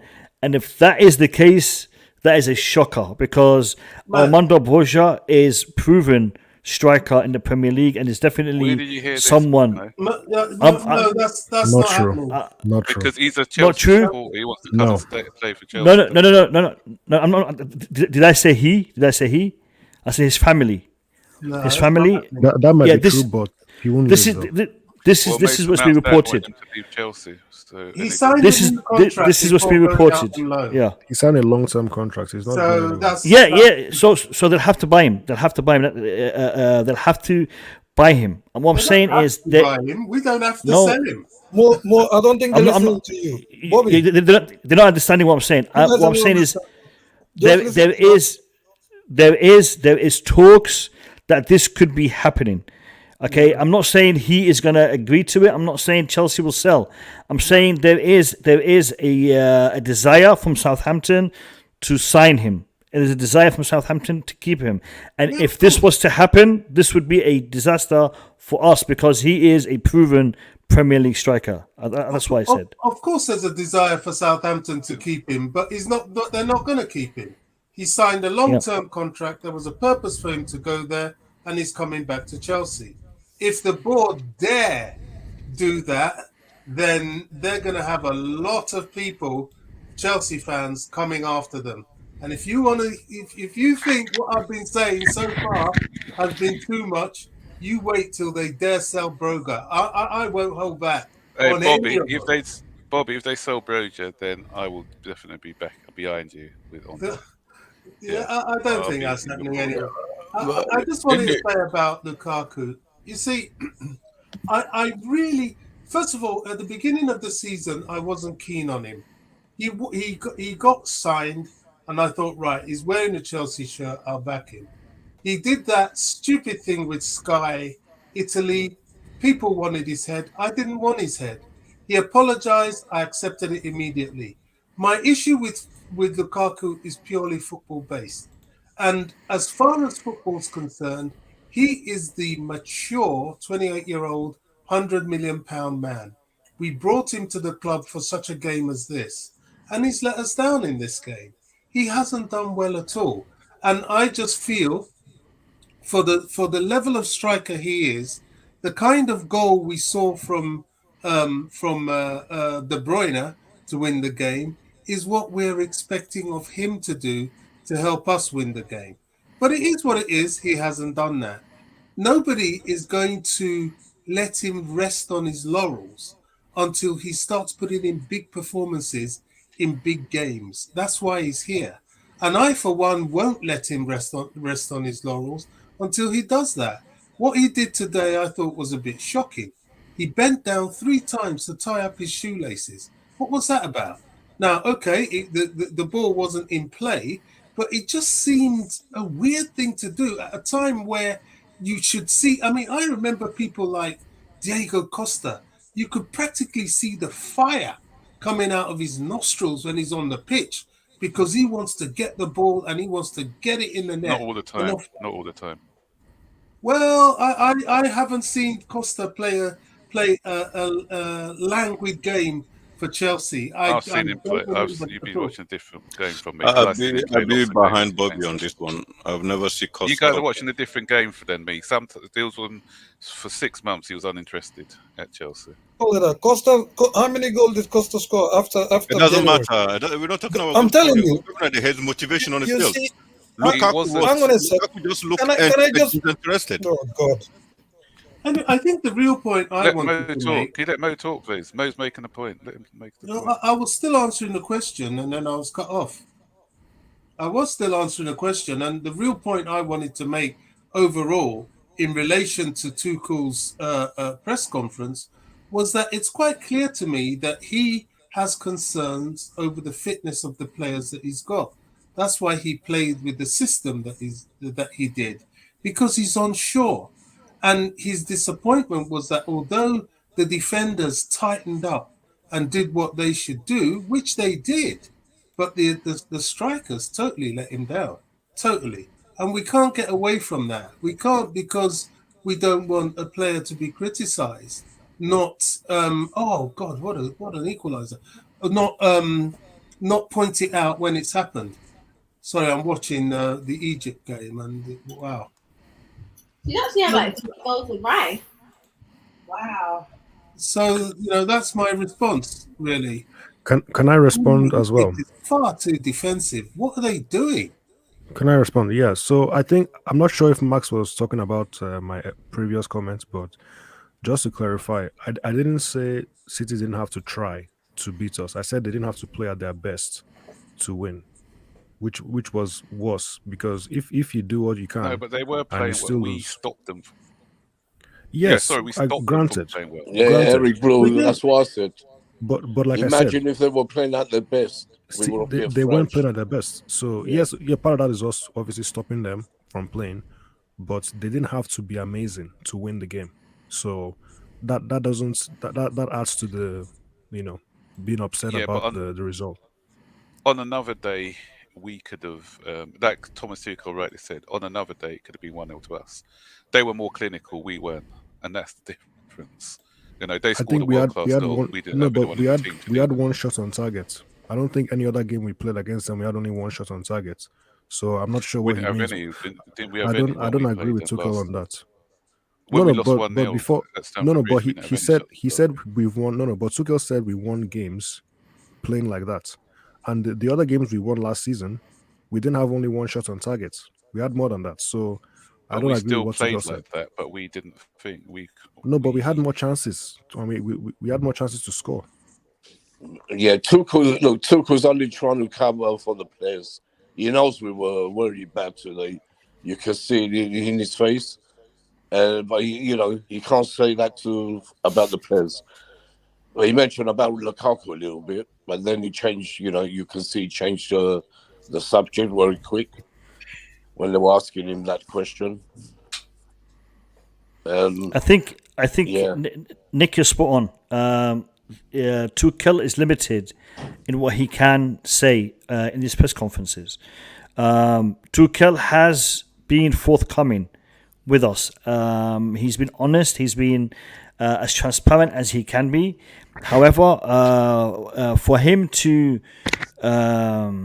criticize players in a press conference would be it would not have any benefit. No, it's not just he can't do that. It wouldn't have any benefit for him as a manager. I mean, what would he gain by criticizing his player in a press conference? You can see they were trying to twist his words, Mo. They were trying to talk about Lukaku. Exactly. But he wasn't allowing it. He wasn't allowing it. That's the thing is this. Yeah, no, and I understand that. You're spot on. And Tuchel, if he didn't know, he now knows that the media targets the club that he represents right now. The FA targets the club that he represents right now. He knows it. Of course. And you can see the frustration in his body language, in the terminology, in the way that he reacted to a lot of the questions today. Because he knows that he is disadvantaged by many factors that are not in play for the opposition teams. There is one rule for Chelsea and there's one rule for the rest. And that is, we may look at it from one perspective because we are fans of the club and the others don't see it. But no, the others do see it. They just won't admit it. The fans of the other clubs, they know exactly what is happening. But they won't admit it because they're envious. They are envious because if Chelsea... Look, you see the anger, how angry I don't see it. When they were saying about... Whoa. Hold on, Nick. Boogeyman, you don't see it? No, I don't see that bias that you guys keep talking about. Really? This is a bias, Boogie. Hold on. Boogie, seriously, you don't see it? No, I don't. I just think Chelsea is not doing what it's supposed to do. Go argue your case. Don't sit down and try. Boogie. No, I'm going to argue my case. I'm going to argue my case. I'm asking Chelsea to send his lawyer to argue his case. Someone go and read what Arsenal has sent people, and I think Tottenham was accusing Arsenal for bending the rule and defend and argue a case that is not really in the line of how to postpone a game. That's so. You can feel that Arsenal has taken this seriously. They send people there to argue this case.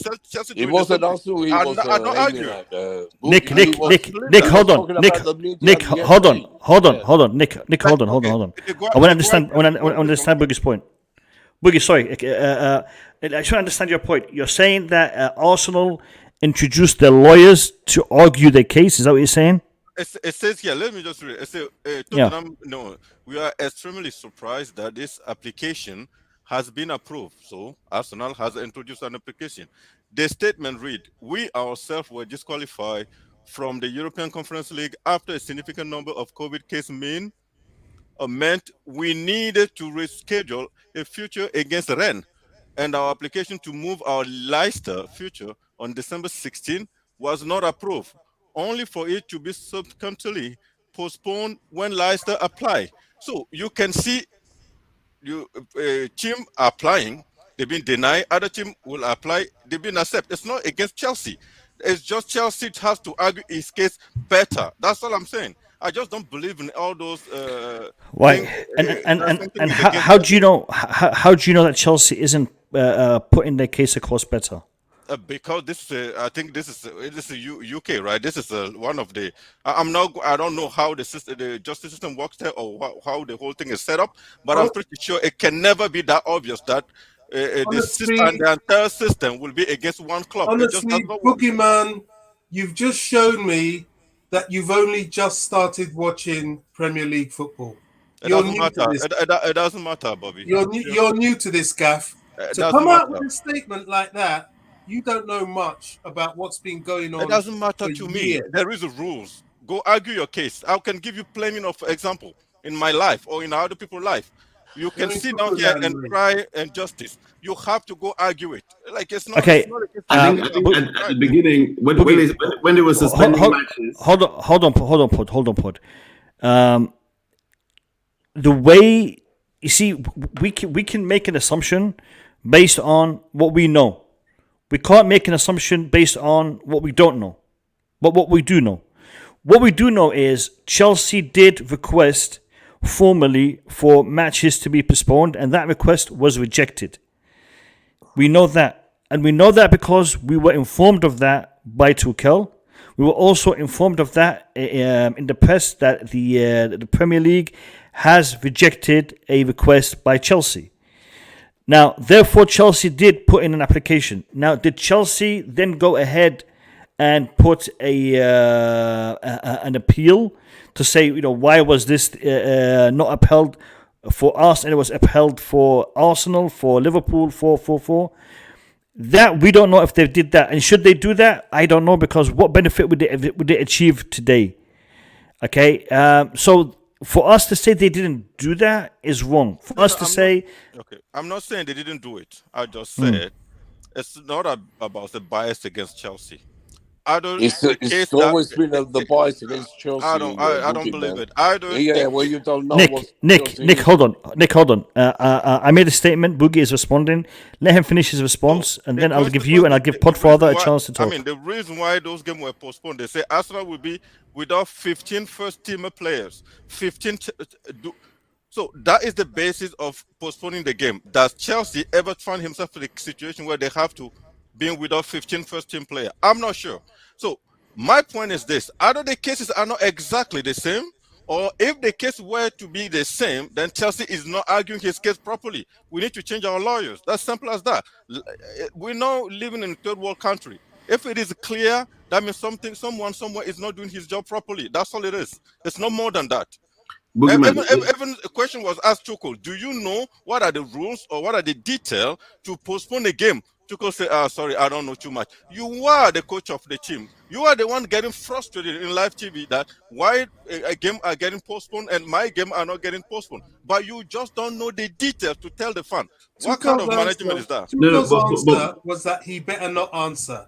No, before that. I'm not talking about today. The last game when Liverpool, the fact that it was a club, Liverpool game was postponed or something, and he was asked, "Why do you?" Oh no, he said something. I don't think African Cup of Nations, player going to African Cup of Nations should be a reason why a game should be postponed. But I'm not too sure. But I'm not too sure about all the detail about why a game should be postponed in EPL. And that's not a coach that is frustrated with something. He should go do his research, and when he show up on the TV, he have to tell us exactly. That's the point. 1, 2, 3. You need to miss 15 players. You need to do this. You need to do that. Those are the reasons. So we take those information. We can get frustrated. We can scream. We can go on social network and scream about it. We just don't know anything. The coach doesn't seem to care about it. Why do you sit down here screaming about something that nobody seems to care about? No, but Boogeyman, yeah, you have to follow the timeline, yeah. So at the beginning, when they started suspending games, yeah, they brought in this new protocol because of COVID. They never usually suspend games in the past unless it's bad weather. Yeah, that's the only time that you usually get games being called off in the Premiership. So at the beginning, when they started calling off games when we had our issues, the FA did not. They didn't release the reasons why games are called off because they didn't want this specific reason where clubs will now manipulate the situation to get their games called off. So in the beginning, everybody's like, what does it take to get a game called off? Is it this many players? Is it that many players? Is he having the youth team out? That it was all speculation. Then they informed the clubs what it took to get games called off. Then you started having more games called off because the clubs were able to manipulate the situation and say, oh, either this one has a COVID test, or this player can't play, or this thing is injured, and all that sort of stuff. So it was more the timeline. I don't think in the beginning they were targeting Chelsea. Second of all, they usually don't like to call off games that are going to be televised live on TV. Yeah, because they've already booked the viewing right all across the world. So those games is a very high bar for those games to get called off because they've already sold the TV rights. They're not trying to call them off. And a lot of our games, unfortunately, if you remember during that period, were on TV. In terms of the media or the public being against us or the FA or whatever, every club. I promise you, I talk to a lot of fans. Every club feels this about their club. Fergie was notorious for saying everybody wants them to lose. They're all against us. It's a siege mentality. Same thing with Liverpool. Same thing with Arsenal with Arsene Wenger. Yeah, it starts with the managers. They come out. Jose used to come out all the time and say they're targeting us. UEFA, da.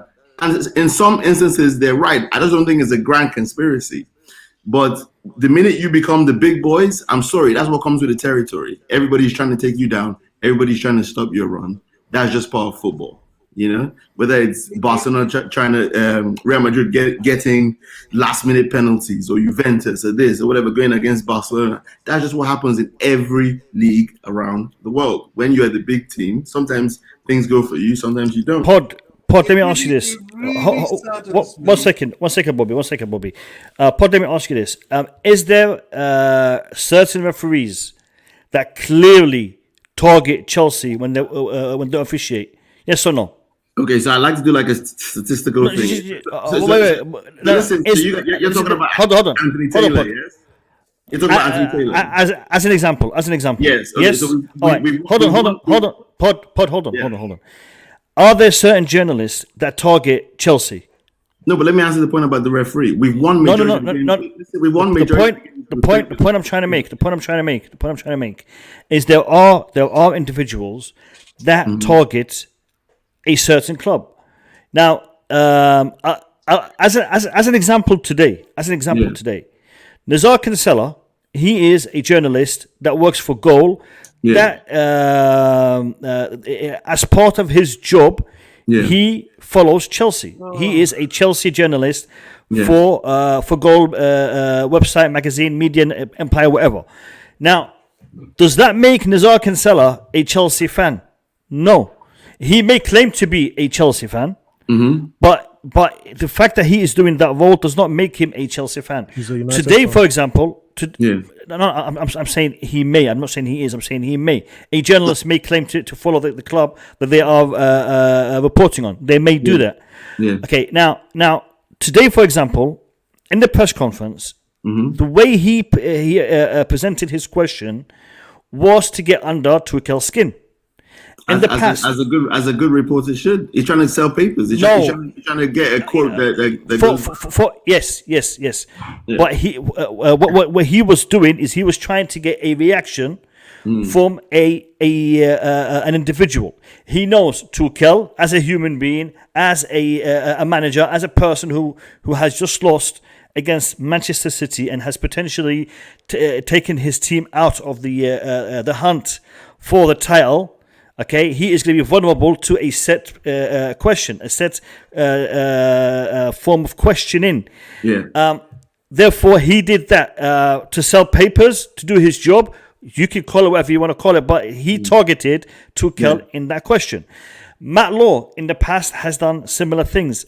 Other journalists have done similar things. Newspapers have gone out of their way to portray a story, a little problem between two players. Example, Kepa Rudiger. They made it into such a big fuss that there is a war within the Chelsea dressing room. There is a rift within certain player camps, etc., etc. Even though it was a training ground collision that they exchanged words, and 10 minutes later everything was fine. But because there was journalists there, they blew it out of proportion. Therefore, that is targeting. Now, these are just examples. There's a lot more, and I'm sure if I speak to the panel here, everyone will be able to refer to at least one different situation where they have seen Chelsea being targeted. Now, does that mean Chelsea are the only club that is being targeted? Of course not. You're going to find similar situations with other clubs. Okay. However, when we can see it, we are going to call it out. Now, other fans see it with their clubs. It's their duty to call it out. Now, yeah, but I'm saying to say there's a specific agenda against Chelsea. What is it? There is. Yes, at the moment, we would ignore the fact that for the last 2 weeks. Godfather. We would ignore the fact that the last 2 weeks. Bobby, I'll let you come in. Let him finish, and I'll let you come in, Bobby, straight after. Go on, Pod. Finish. Yes. So fans like me just want to see the best on the football pitch. Yeah, because all these things off it. Yeah, we already have. It's part of our psyche. They don't like us. Yeah, they don't want to. We feed into it. We gain strength from it, and we go from there. It's a thing that's done in team sports. There's nothing unique to Chelsea. Yeah, for the last 2-3 weeks, all I've heard is stories about Man United. They're infighting players. They hate the manager. They this, they that. They're not getting good press. Nobody is like just trying to sugarcoat the whole thing and whatever. They've been getting bad press the whole season. And this is Man United with the most fans and the biggest fan base. And it happens to every club. It goes in roundabouts. At the beginning of the season, we got unbelievably good press. Every time, Tuchel's amazing. The press comments. That's what you would read in newspapers. The way Chelsea are doing things, the buys, the Cobham thing. When it's going well, it was nothing but good news. Once it collapsed, like around Lampard's time, then it's a free fall, because guess what? We're going to sell the most papers. They're going to have the most clicks. Everybody's going to want to hear the stories, the dramas. That's just what happened. It revolves in football. Next week, it'll be another club's turn. That's just the way it goes. Now, in terms of refereeing decisions, yeah? We come up here all the time and we say 90% of the refs are rubbish. And then we're surprised when we get bad decisions against us. If they're all rubbish, then yes, we're going to get a lot of bad decisions against us. And sometimes in certain games, it may cost us. But someone like Anthony Taylor, we won majority of our games with Anthony Taylor. Really? With him in charge. We have a negative result. I have to respond to this. Go ahead, Bobby. Go ahead. Fans like you, listen, the first thing I'll say to you is don't pick down my back and tell me it's raining. You're gaslighting an obvious situation. Why? Because you want to make yourself look like this sort of reasonable, open-minded person who really doesn't care anyway. The truth is, if you can look at what's going on to Chelsea football, I'll be back in 2 seconds. and think it's Carry on, Bobby. acceptable, then you haven't been watching Chelsea Football Club. This has been going on for decades. And if you think the club hasn't been targeted, then go back and watch some clips of what manager after manager has said about the situation Chelsea find itself consistently with officials. Does it happen every day? No. Does it happen in such a way that it is covert and can be hidden? Absolutely. And for you to come here and start saying, oh, it happens to every other club, at the end of the season, everything will even out. It's absolute kibosh. Don't gaslight this situation. It's a real situation. 1 second. Bobby, 1 second, MGT. I really want to know. Can you give me a definition of kibosh? Because I haven't got a clue. I've not got a clue what that means. I'll say what Tuchel said. I don't want to be explicit, or rather, I don't want to answer it. Because if I tell you what kibosh means, I'll say things to get myself thrown off the YouTube streaming system. All right. Well, we'll Google it. We'll Google it later. Go on, MDT. Wait. Boogie. Yeah. Private chat, Bobby. MDT, let me hear it. Look, this thing, I know Boogie think differently to most people. That's normal. That's okay. We all think differently. But to think that a human being is not biased, because this is a first world country. A judge is not biased. A police officer is not biased, or somebody is not biased because it's a first world country. It's not a third world country. Come on. Biases, we all have our biases. Every human being, it doesn't matter how educated you are, whether you're a doctor, whether you have a bias, that's in you. It's a tendency. You can't get rid of that. So let's not go there to say somebody cannot be biased. A judge can sit on a bench, can sentence one person for the same crime, sentence two people differently, same crime. So that's biases. So let's not sit here to say, okay, there's no biases. Biases is everywhere. Okay? You can ignore it, but it's everywhere. But MDT, that's where the system. Let me move to the next whatever, because I want to dismiss that thing to say because of the judge for somebody this, they're gonna judge for everybody equally. It doesn't work like that. Individual human being, we all have our biases. I'm not even equal between my own kids. It's not that I love anyone more than one, because I know them differently, so I know what they whatever. So that's biases. So it's not about hating somebody. It's just that because of I know the other one are more sensitive and things like that. I treat them according to that. So doesn't necessarily mean anything. And also, let me just mention one thing today. This is the thing about Chelsea fans. They don't read. They don't follow what Chelsea players are not allowed to surround a referee or to dispute a decision, because we have a threat hanging around our nose. The FA have a right. If Chelsea does anything like that to bring the game into disrepute, they can deduct us point. That's why you saw the City fans today, the City players surrounding referee all the time, even for things that are not free kick. You don't see Chelsea players doing it. That's the reason. People are doing it, but they just don't do it as extensive as the other. That's what I mean. Because of if they bring the game into when you say they don't do it, they don't do it. They just don't know how to do it. They're not organized. No. They're not allowed to do it. That's the whole point. They're not allowed to do it. But why are we not allowed to do it? The way you behave. Read. Why are we not allowed to do it? It's been going on because we've been charged by the FA each time we do it. There's a limit. Okay. You don't go above. Okay, so do you remember the Mendy incident? Do you remember the Mendy incident when he kicked the ball and it hit one of the what was it, Liverpool players? Yes. And then the whole was it Liverpool or was it Arsenal? I can't remember the game. Salah also kicked the ball, kick the ball. It was out. Liverpool. He didn't get anything. Yeah, it was Liverpool. Yeah. Because of that, the referee I think gave Mendy a yellow card, and then the players appealed it. And after that, the FA released a warning to Chelsea, and that happens every single game for other clubs, but nobody even hears about it. Thank you. Chelsea have had I think we have 3 in one season, okay, and also we had it a few times under Mourinho. Because of that, it's piled up now. We're at a limit where if we continue doing it, the FA can deduct Chelsea point. Chelsea are at the limit. So when people don't know all these things, you go on streams talking about this and that and that. Follow your club. Read things. What has been happening? I mean, okay, I'll come back. Okay. And then the final thing about all this, again, you see, train of thought. I've lost it. There's one thing that I was gonna go to. You guys were talking about. You talk about Chelsea, whatever. Okay. Media press.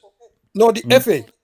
FA. In England, the Football League control the League Cup. They have different rules. The FA control the FA Cup. It's a different rule. The Premier League control the Premier League. It's a different rule. Each individual body has their rules. With the FA Cup, they don't care whether you have a team available. Once you have the under 21 or under 23, register under the FA, you have to play the game. Okay, with the League Cup, it's a different rule. Okay, with the Premier League, when Arsenal complained to say they have 15 players not available, that's a lie. 4 of those 15 are in African Cup of Nations.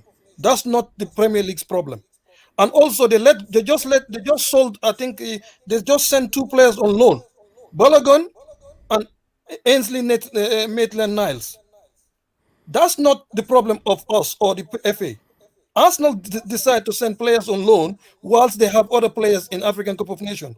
And yesterday, their youth team, the under 23 or under 18 or whatever, Charlie Patino and them lot, that part of their first team, they went and play.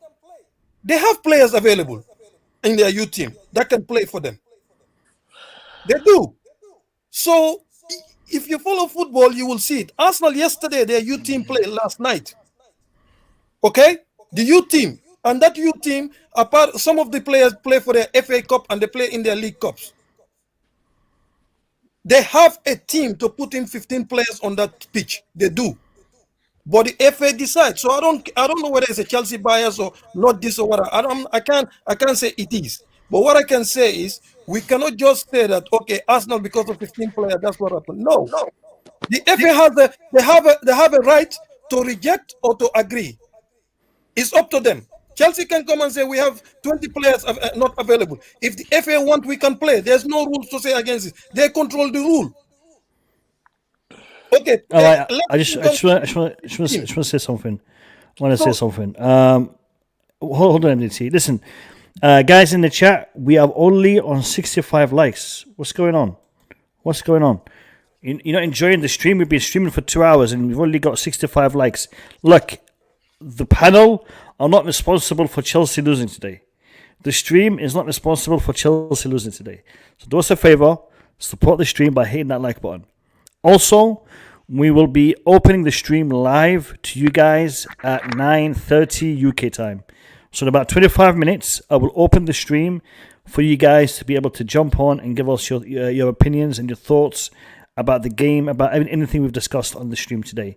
So in about 25 minutes, we'll be doing that. In the meantime, if you haven't hit that like button, hit the like button. If you haven't subscribed, subscribe now so that you are able to communicate with us in the chat.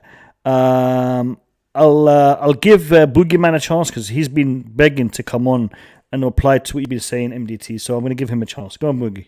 No, can I just say one last thing before because yes, you can. Yes, you can. Yeah, the last thing I want to say. Do you remember the FA panel to rescind a red card? They have three panelists, isn't it? One referee and one former player and stuff like that. Okay, guess what? Why do you think some teams will have their players rescind the same incident? Same incident. The panel can decide this one we can rescind it, this one we can't. Between teams. Because biases, human beings, we have biases. We're not complete. It's not black and white. There's gray, there's yellow, there's whatever. There's in between. So not everything is black and white. We're human. Yep. I wanna just sure.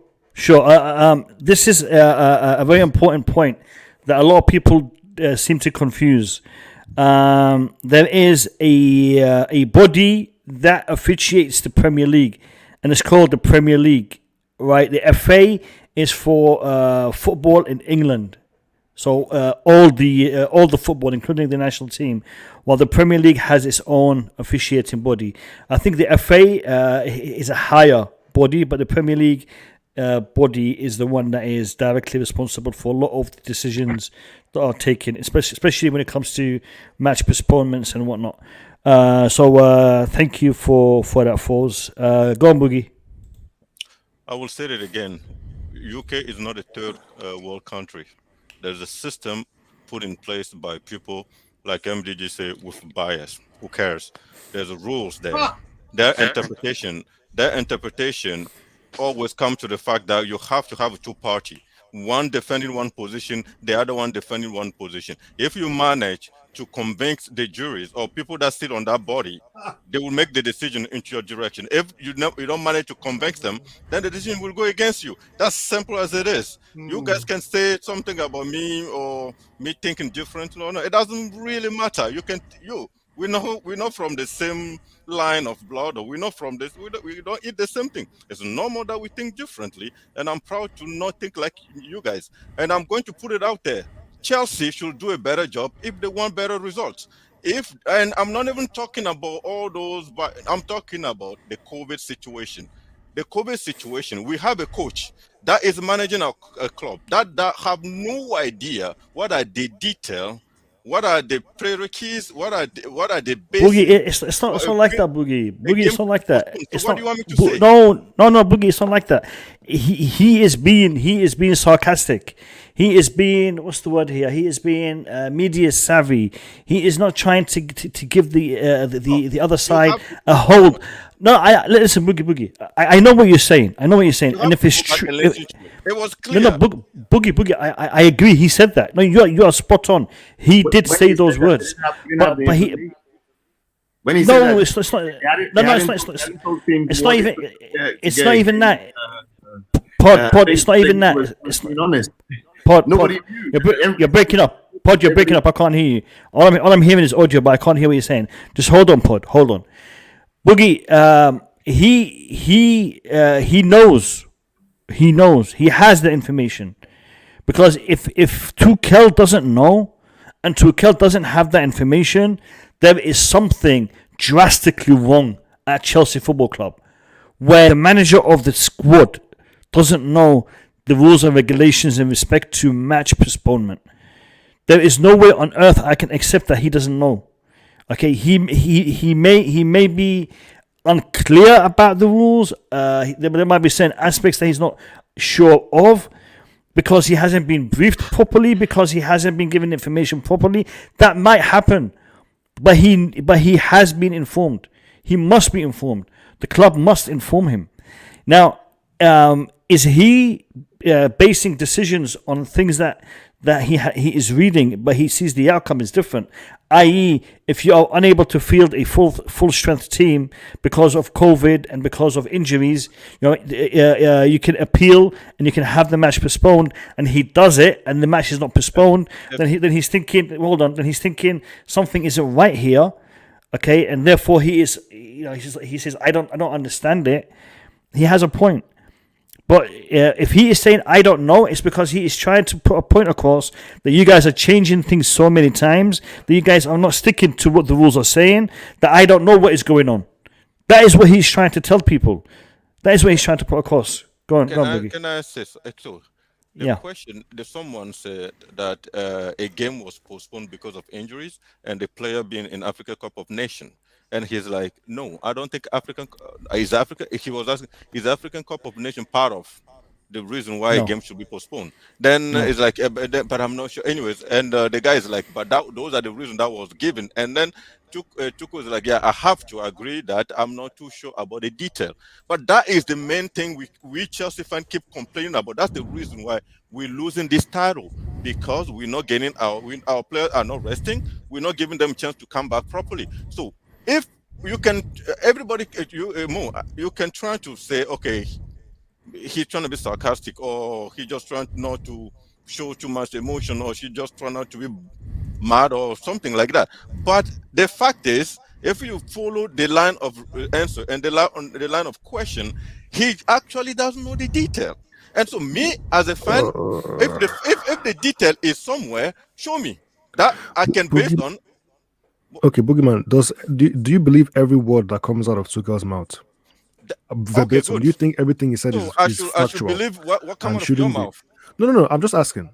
Do you think everything Tuchel Tuchel is the manager says? of a Chelsea team, a team that I follow, a team Yeah. that I support. No, but So just answer whatever the come out of question. my, I'm not supposed to believe it. Then No, I just don't know answer. what to say there. So is that a yes? You think I believe everything it. Tuchel If says is black yeah. and white? Why, There's no nuance. what There's question no. that? What question is the black and white? Cool, no I problem. believe if I believe in Tuchel, yeah. Basically, Don't ask everything me he says, if you take it literally. Everything he says, you take it literally, right? I don't take everything literally. Why would I take Oh, everything so you literally? don't? But Eric, this is in his benefit to be able to say these are the rules. We had this. We didn't get Simple as it. that. Then Get it. you put It's not in his on benefit his in this bus. You moment don't to hide plead anything. Just ignorance. say You know? the rule are that, the rule are that, the rule are that, the rule are that. his Then you specialty. get all the I information. don't, to be honest, I don't understand. Paul, you and Boogie, I don't get this. Oh, you Every don't get it single because you don't manager want to they get it. It's a ask, different thing, man. every single manager they ask said the same thing Tuchel said. Brendan Rodgers, everything. No, They but that knew was all, my point, no, MDT. That the thing is, what I'm telling you guys is, everybody know African Cup of Nations and injury is not the reason. It's not under no rule. No, But but guess what? MDT. The FA is using it now. Okay, they're using it now, but that's not the rule. They all know.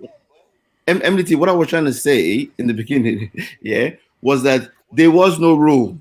They made up because of this season, because of COVID. There was no rule in the past, yeah, and it's an internal panel that decide whether games are. There is a rule. There is no. Hold on. You appeal. There is a rule. There is a rule.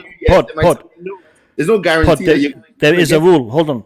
There is a rule that games can be postponed on health and safety issues. And that decision is normally hold on, and that decision is normally done through the match referee overseeing the game. He is the one that makes that call, and normally it's because of weather, it's because of conditions surrounding the game. If there is a certain incident outside the grounds that is going to have an effect on the fans, these kind of things were taken into consideration in respect to match postponement. The COVID situation was then integrated into that because of the pandemic. Last season, it was a rule that was adhered to based on the government guidelines. The government hasn't taken a proper stance in respect to the pandemic situation. Now they've kept it open. Therefore, the Premier League has decided to include that in as part of the health and safety requirements in respect to the players, in respect to the team. They've added the panel to debate the COVID situation in regards to availability of the squad. So this is all a situation that is developing. I want to also address the super chat here by the 88th Bus Stop. A great super chat, and I think, sorry, just move my table, and I think it's spot on. He says this: if asked what the offside rules are, there will be a disparity among this very panel. How certain are you coaches are clear on the postponement rules? Okay, because the offside rule is something that we know. It's something that we see implemented every single day in football. However, even that you will see a situation, and I will call it offside. Boogeyman will call it onside. Somebody else will be, I don't know, it could go either way. We will have a debate, we'll have a discussion based on a thing that we all know. Therefore, it's fair to assume that coaches are dealing with this regulation, with this rule in such a short period of time that they may have, issues in respect to it, not understand it fully. 1 second, Bobby. The 80th Bus Stop, thank you for your super chat. Much appreciated. Thank you. Go on, Bobby. I just want to say two things. One, slightly in support of Boogeyman, and in relation to the question posed to us about the offside rule. I think because of this. So, Bobby, the offside. This is only an example. I mean, I know. Yeah. I know. It was an example given to show how there could be different interpretations of a single rule in football. Now, I think, in support of what Boogeyman said, is that in view of the COVID situation and the injury situation that Chelsea had with its players, it could have been more persistent in stating its case, especially in the middle of December, about having a game postponed. However, having said that, the question still relies, why should they? Other clubs didn't have to barely break a sweat, and they had their games postponed for a lesser reason. And this comes to my main point. It is incredibly naive for any of us to think that there is no bias, there is no element of corruption, and there is no element of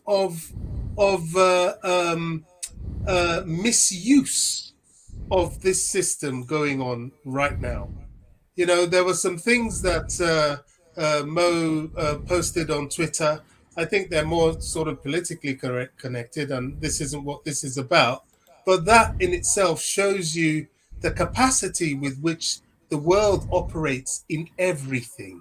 So don't think that, because of a bunch of people in suits sit down and draft a rule, that they're not going to bend it wherever they think it's feasible for them to do so. That is exactly what they're doing right now. Thank you, Bobby. That's a great point. Excellent Now- point. And can I just comment on the back of that? No. I've been away for a long time, Boogie. I've been away for a long time, Boogie. I've been listening to you for about an hour, Boogie.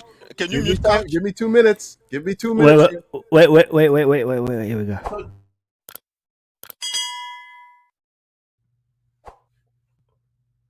Perfect. Okay, I have to say something. Couch is currently nursing a ill child. Therefore, we have to make certain adjustments and certain allowances. So, Couch, take it away, my man. Yes, and he's no longer ill. He's just really upset that Man City. Well, in that case, I simply he can't. Okay, let me go back to what I was saying. And I wanted to follow this up because I think that we're making a lot of assumptions based on information that we haven't been given. We're assuming that because we didn't get our games postponed, that we didn't argue our case well enough. Whereas other teams, we don't know what the circumstances are. We're making these assumptions based on the fact that we didn't see a positive result. That doesn't necessarily mean that you didn't argue your case correctly. It just means that they did not accept what you're saying. Simple and plain. There's teams that have four cases that got their match suspended. They could have played youth kids if they wanted to. They didn't. In Chelsea's case, they had 7 cases and 4 days of positive tests, and nothing was. You don't need to argue that any further.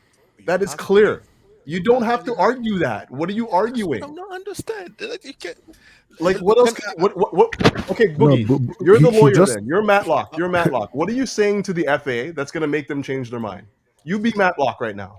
It doesn't really matter. It does. Well, it does though, because it you're does saying that they matter. didn't argue it correctly, and you're bully footing them, saying, we need to go there and make your case better. They have 7 positive cases and 4 days of positive tests. What more do you need to say?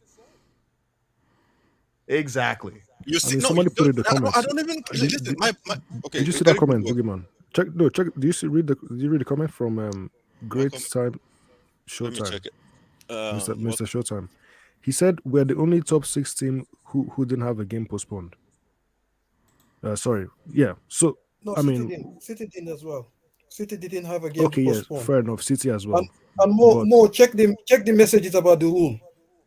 But About look the at rule of look at suspension. Man How City. fun is not there? Man City are not in the position that we were in. They never had the situation we did.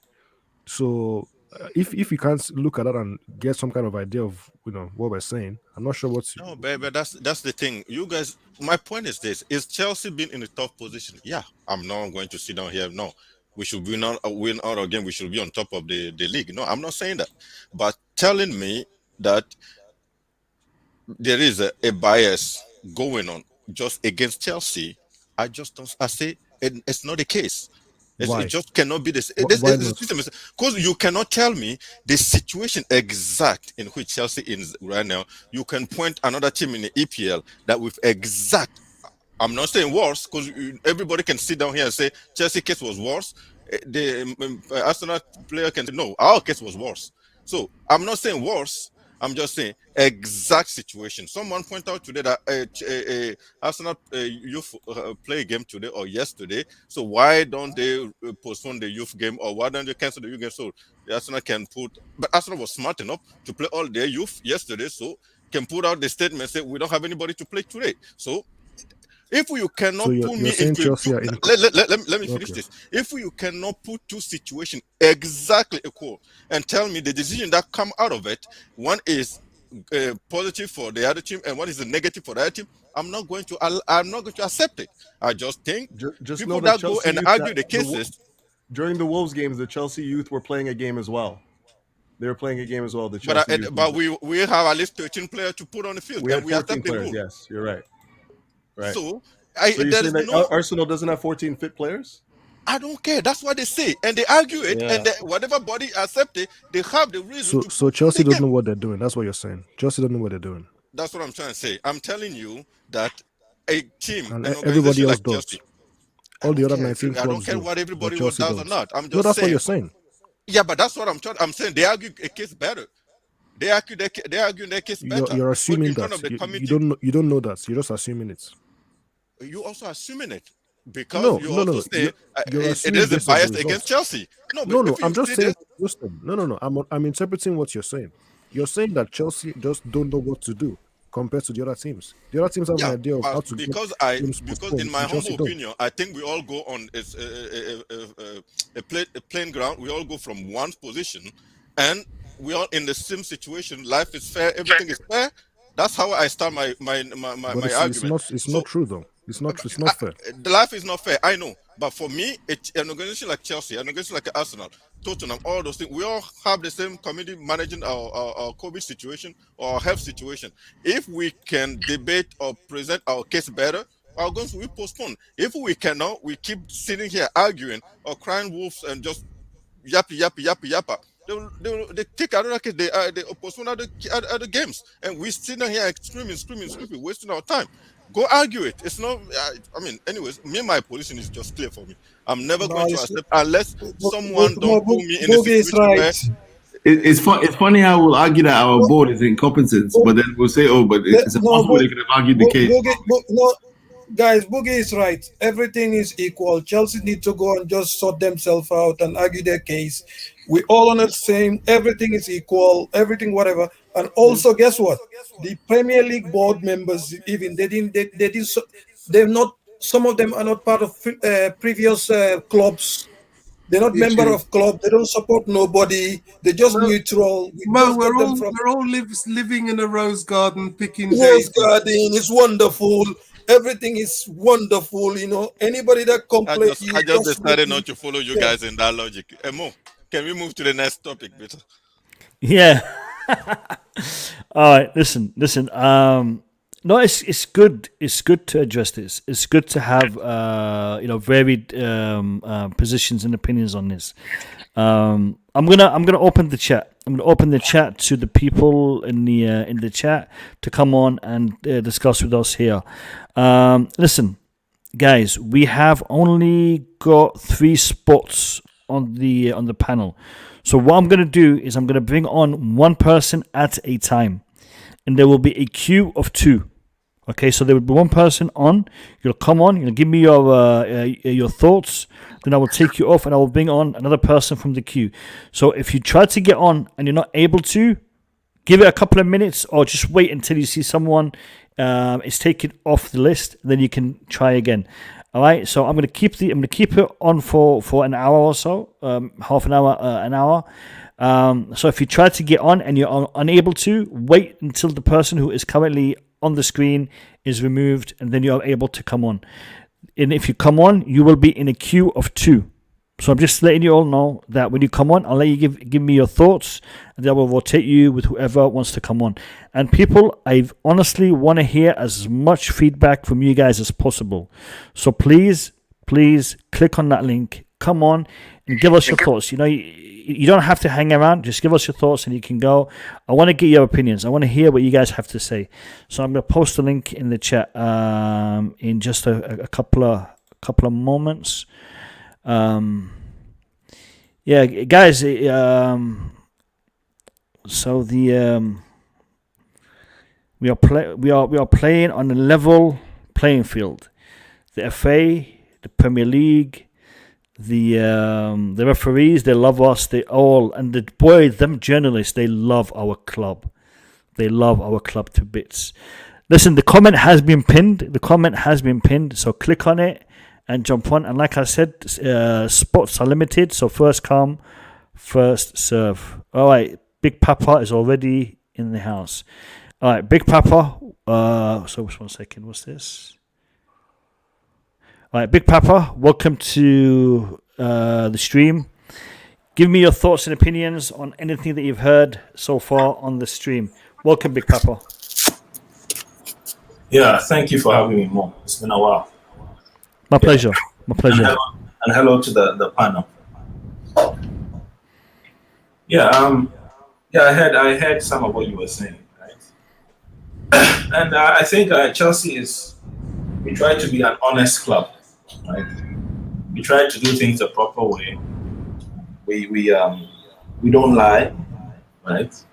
We don't try to, at least not in the recent times. In the past, maybe we did a bit of shady business, but now I think we are on the straight and narrow. Allegedly. Okay, allegedly.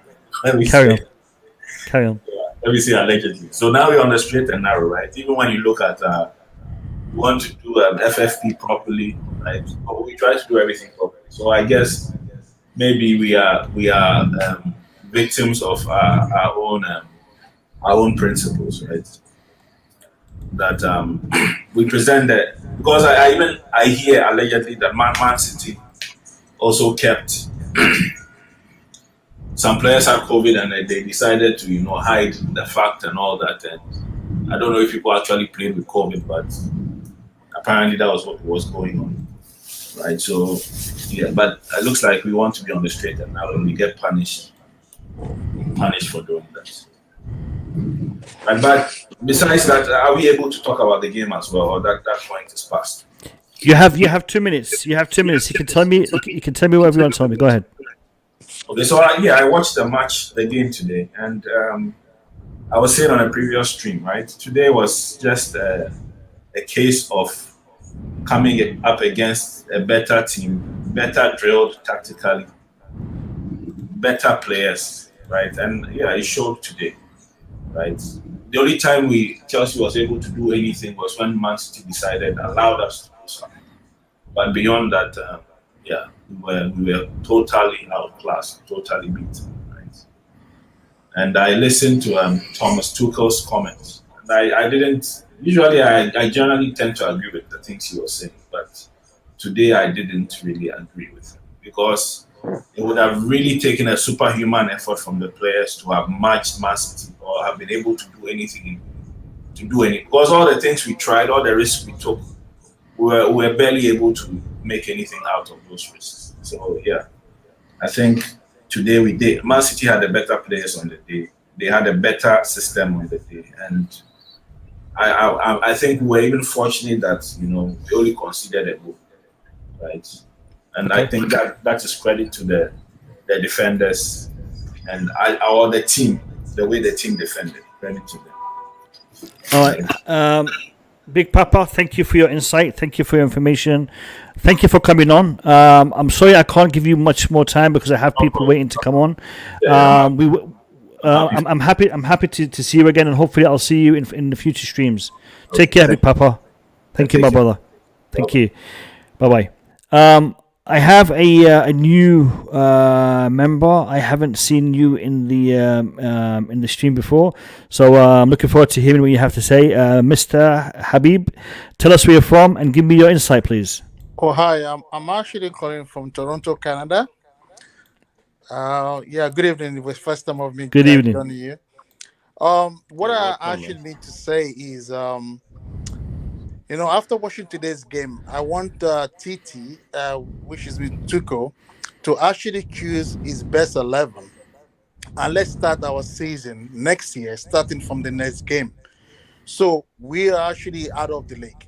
So if I was him, or what I would suggest him to do is to pick up his 11. What he wants to use next year or next season, he should start doing it from the next game because everything is done. So that way, we're able to start understanding exactly what the qualities or what he has, starting from the next game. If he doesn't do that, by December this year, he might probably get a sack if we continue this way. So that's my opinion. And you need to start saying Man City is the benchmark. No, it's not a nice thing to say or coming from a manager. Nobody's a benchmark. We are our own benchmark. You should stop going and start praising Tuchel all the time. Or, was praising Man City and Guardiola all the time. Oh, he's good. This is good. No, he doesn't. It doesn't. It sounds like a weaknesses to me. So he needs to start being positive. Because when Man United were in charge, we don't want Alex Ferguson start talking about. No. We just have to stop. I don't know. That is my whole opinion. I hope I made sense, and thank you for accepting my no, my Habib. invitation. Habib, firstly, welcome here, and I'm glad to have you on. And I because this is the first time I'm talking to you, I want to just address one of the points that you mentioned, and I want to get some feedback on that. I agree with you. The title race is probably out of the question now, and Tuchel should. Yeah, I can hear you. Can you hear me? Hello. I hope I didn't lose you guys. No, we can hear you. Can you hear us? Can you hear us? Yeah, I think you can't hear us. We can hear you clearly, but I don't think you can hear us. Yep. All right. Yeah, we can hear you. Are you good? We can hear you. But can you hear us? Hello.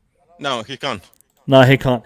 You know, I wanted to understand one thing from Habib, and that was the point I wanted to make is to what he said was, yes, the title race might be over, and yes, we should use the remaining games to try to improve our league form, our league strategy to prepare ourselves for the next season.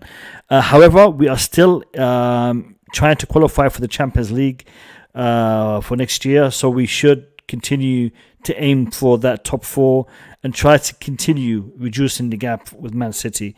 So from that aspect, I think we still have work to do. We have with us Showtime, great time. Welcome to stream, Showtime. Tell me how you saw the game today, mate. First and foremost, Assalamu alaikum to all my brothers. Wa alaikum salam. Wa alaikum salam. I always want to say super Tommy Tuchel we trust, and also Marina Granovkaia we trust, the beautiful Marina. Showtime. Let's avoid these. I'm getting feedback from you. You got to start off with good vibes. You can't just good vibes. Hold on. Showtime. I'm hearing feedback. Are you watching us from YouTube as well? Me now? If you are, no, I'm getting feedback. I'm going to mute you. Showtime. No, I didn't ask you to. All right, we've got Habib back. Let's get Habib is back. Oh, my apologies for that. It was my wife that called from Africa, so my apologies. She got disconnected. So no worries. Habib, just a point. Do you agree that we are still in a title? Sorry, not in a title. We are still challenging for top four. Therefore, we need to continue pushing Man City to the limit and continue targeting Man City, as in reducing the gap between us and Man City, in order for us to be challenging for that title next season. Exactly. That's my point. You see, no matter what is going to happen, I think, to me, technically speaking, we can just push. And this is what Tuchel needs to do. You need to start looking at us. Like, we have players that we thought they were good, but they're not as great as we thought they are. So what he needs to do, he's the one that trains with them every day. He needs to pick up because keep on changing all the times, it does affect the morale of the team. Look at Liverpool, look at Man City. They hardly change. If they're going to change, they change 4 or 3 players at the time. But we seem to tend to change 5 or 6 players. It's not easy. It's a team sport. It's like you're working with a different kind of people every day at work. Your productivity is going to go down no matter how good the team is. So my thinking is he's supposed to pick up his best 11, then start rotating the one that needs to be rotated. We can't just keep. I know we have injuries or no injuries. Yeah, out of all the injuries, we have to pick up what he thinks, because he already knows Wood already injured. He know how James plays. He know how these guys play. So he has to start picking up where else can I use Because if he doesn't get it right now, because the season is over to me, so we just have to start our own season today.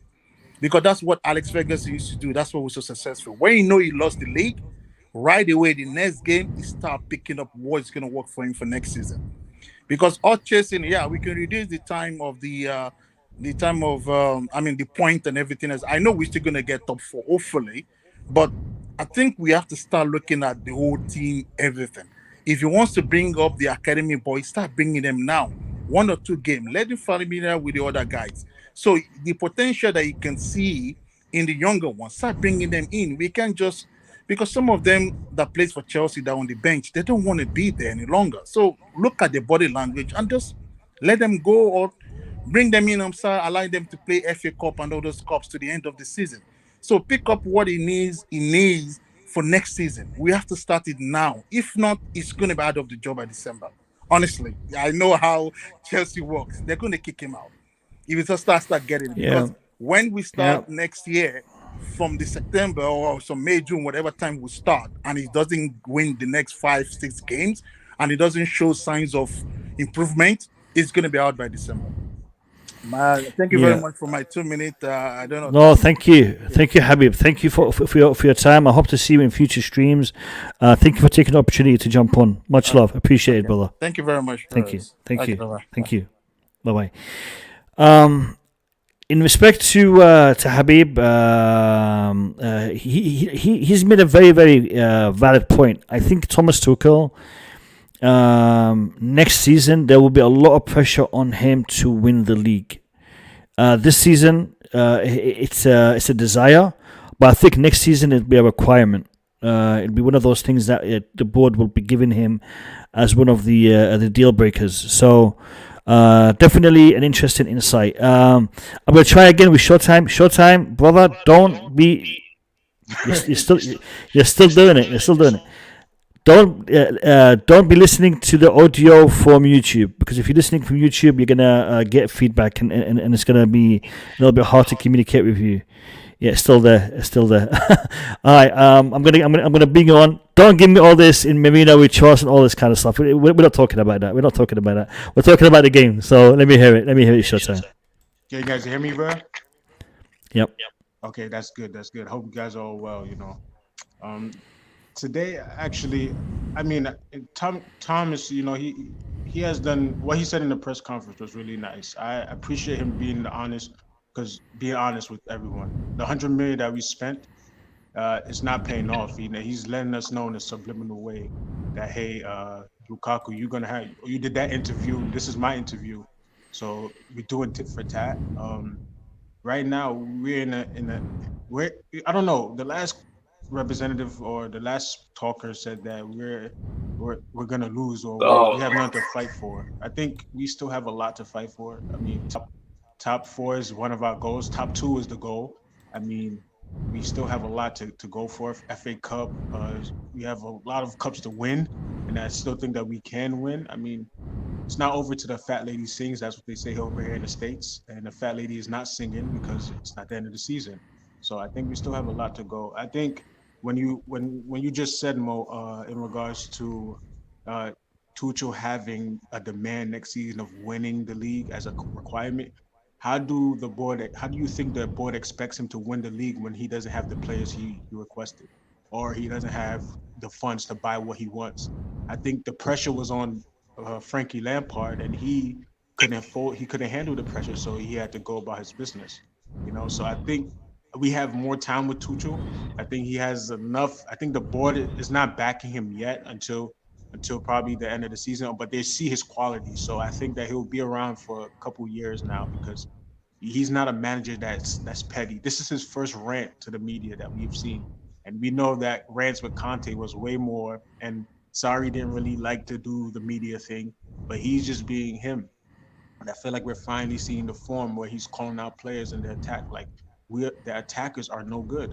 Hakim Ziyech was very poor today, and I felt like he played lackadaisical.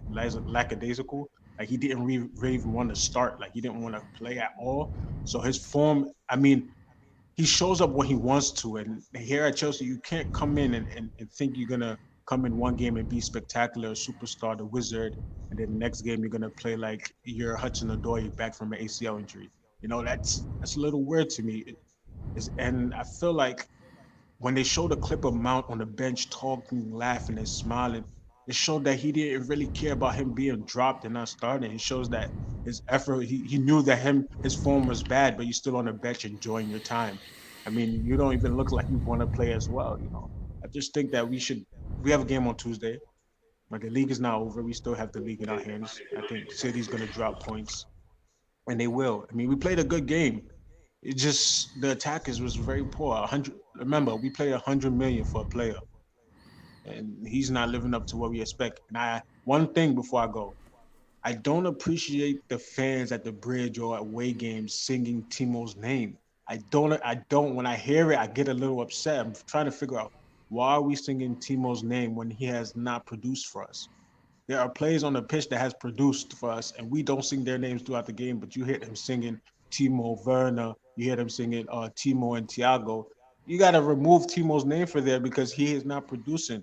We have to give that energy back to Lukaku so he can probably use it as energy and momentum to score goals or be active within the game, you know. So, I mean, that's a bit about it for me. I want to hear the responses because I know Boogie over there.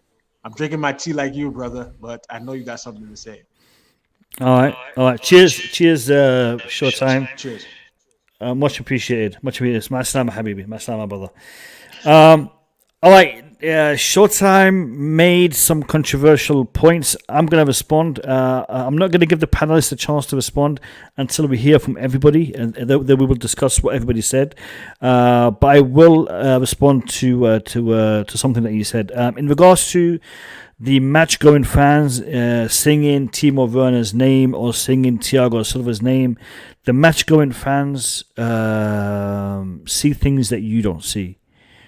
They interact with the players at a different level than people who only see the players on TV. I can't explain it unless you've actually experienced it yourself. You will know what I'm talking about. And there's people on this panel who are match-going fans, and they know what I'm talking about. Therefore, when they sing a player's name, he's earned that respect, and he is getting that respect. Maybe it's things that we don't see on the TV that you would only be able to pick up on when you're on the pitch. Maybe it's the way he interacts with the fans after the game. Maybe it's the way he interacts with the fans during the game. Maybe it's the things that he does off camera. There is a lot of things that players do to win the fans back. That's in respect to the fans. In respect to back in the year, the manager, yes. The club will need to address some of the concerns that the manager is putting forward, whether it's to do with the squad, whether it's to do with other factors, but the club will have to do that in order for him to be able to challenge for the title, because winning the Premier League title is something that requires a lot more time. I want to go to Chris. I think Chris is the last person in the queue. Let me hear what Chris has to say. Chris, welcome to the stream. I hope you're doing good, my brother. What's going on, everybody? Hope everyone's doing good. What can I say about that today? I thought today we were poor today. I felt in the final third we were very lacklustre. We were very... I don't know why. To me, I don't know why it took for City to score for us to show any urgency in the final third. As for Lukaku, poor. Ziyech, terrible. And Pulisic, pathetic again. In terms of the substitutions Tuchel made, I don't know why he brought on Hudson-Odoi when we were looking for a goal. I personally would have preferred Havertz to come on and do something, and I also would have brought on the subs on a lot earlier in the game. I got in an hour ago. I actually travelled from London to Manchester and I went back Manchester back. It would have been nice to see that I win, but yeah, it's just a bit disappointing again. I mean, people are talking about resting players for Brighton. I would have rather seen them play today. So, yeah, also as well, it just proves that Reece James and Ben Chilwell, it just shows you how much we missed them in terms of playing in the team. So overall, I think a lot of people have said what I've said. It's a disappointing performance. And as for going forward, the board 100% need to back Tuchel. Tuchel is has made some of the players look too good for far too long now. He's been working with limited resources. When he asks for a player, and it's a reasonable player, back him and get the player that he needs and deserves, in my opinion, because he's been working with too much liabilities for far too long. Going forward, back Tuchel. So short and sweet, but hopefully I said a lot in that time. No, Chris, thank you very much. Spot on. Thanks for coming on. Much respect, much love, and hopefully we'll see you in future streams. Thanks for that, Chris. Have a good day, my brother. All right, guys. Let me welcome back to the stream Julius. Julius, welcome, mate. How are you? How you doing? Thanks, man. I'm doing okay. Better than a couple hours ago. Yeah, well, I get it. It does take a couple of hours to overcome a result like that. Listen, guys, we have heard what the fans had to say. We've heard from some of the people in the chat. We've heard from Tuchel. We've all talked about it. We've discussed it. I want you guys to address the comments that you've heard from the people who jumped on, and give me your insight in respect to their input. So take it away. Whoever wants to go first, go right ahead.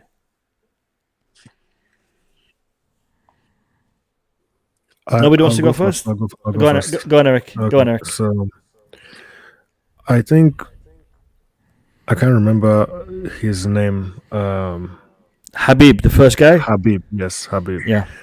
He made a point about Tuchel talking about City being the standard. And even though on the surface it seems like not, it doesn't seem like a big deal, but it's probably fair to suggest that he shouldn't be doing that. He shouldn't make it out that we are at any kind of disadvantage. In the same way when they asked him about the title race, he said, it's not for me to answer. He should have been vague with his response, about Man City. He said he already said a lot about them. He said about, closing the gap in 90 minutes. We did it last season, closing the gap in over 38 games. We are far away from doing that so far. But he doesn't need to say that they are the benchmark. He doesn't need to say those kind of additional words. So that's probably a fair point. Yep. Can I say something? Yeah. Go ahead, Nick. Yeah. Now, what I heard from the people there, most of them, were very sensible with their words. But I don't agree with the first guy saying Tuchel shouldn't say we have to, get the gap closer to City. He's only saying the truth. We have to, get closer to them. So yeah, I don't agree with him. But everyone else was quite correct. But like I said before, this agenda thing, there is an agenda against Chelsea, always has been. And it's all rubbish if you think otherwise. And there's all these COVID things and making us play. We got another game on Tuesday. We had a game last Wednesday. We have a game today. We've got another one on Tuesday. I don't blame Tuchel for getting upset and don't want to answer these idiots of journalists because they all there, for the money, nothing else. Yeah, mainly that really. I just want to say that in terms of Tuchel saying about Chelsea being the bar, I don't think that's anything new. I remember Fergie used to say we were the bar when Jose first came, and they had dominated for years. I think that's just, it's almost like a message to the board. Like, listen, this is the club that we're chasing. See how they're moving, see how much ahead they are, and this is what we need to do to catch up. I don't think it's necessarily get to the players' head. It's more message to the board. And like I said, Alex Ferguson said the same thing about Jose. He said he's the best manager. He'll be the best manager.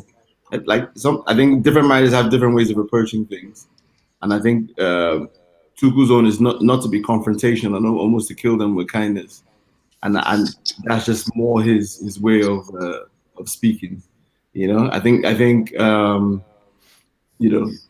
You- I will have to say the same thing also because I think back in the days I used to think when Jose says something like it is your league to lose, or it is your, or these people are the best. I think he's trying to put pressure on the other team. Like before games, I think it was those mind games. Sometimes Jose will say that Manchester City, when Chelsea is behind them 1 or 2 points, they will be like, okay, Manchester City is has the league. It's for Manchester City to lose. Then you'll see the other coach will respond, yeah, I don't want to get into those mind games because I know who Jose is. So I think those type of stuff has been around for a long time, where this coach will just tell the other, you're the best, you have the best team, you're going to win the league. So I don't see any problem there. Tuchel just know that Manchester City are the benchmark. Of course, there's nothing wrong with that. I'm not going to sit down and say, okay, this It's only say what it will we all put know. our player into the wrong mental position. If that put them in a wrong mental position, they should change clubs. They should not be at Chelsea at this time, because Chelsea, that's what we do. We have to be under pressure. We have to reach that top level where Manchester City is at this point.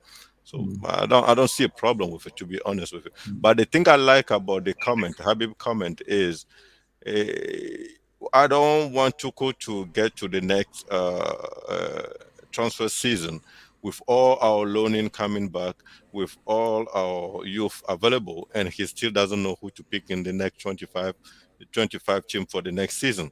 So when the guys suggested that if you see any quality in one of our youth, just try once in a while to make sure that you want that one in your team next season.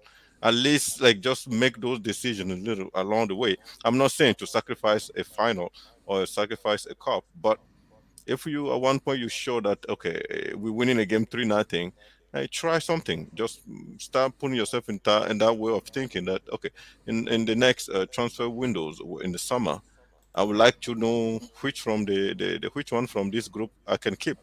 And or anybody on the bench that is not getting too much game, you feel like that has to go, then start thinking about his replacement. Even if Chelsea does not have the money, then at least the youth system, make sure you know who you would like to put there in case we don't have money to buy anybody in the season. So that part, or that way of thinking, I think is a good way of for Tuchel to go at this time. Julius, I want to get your assessment. I haven't heard it yet. Yeah, sorry. I wanna talk about the game a little bit first. Sure.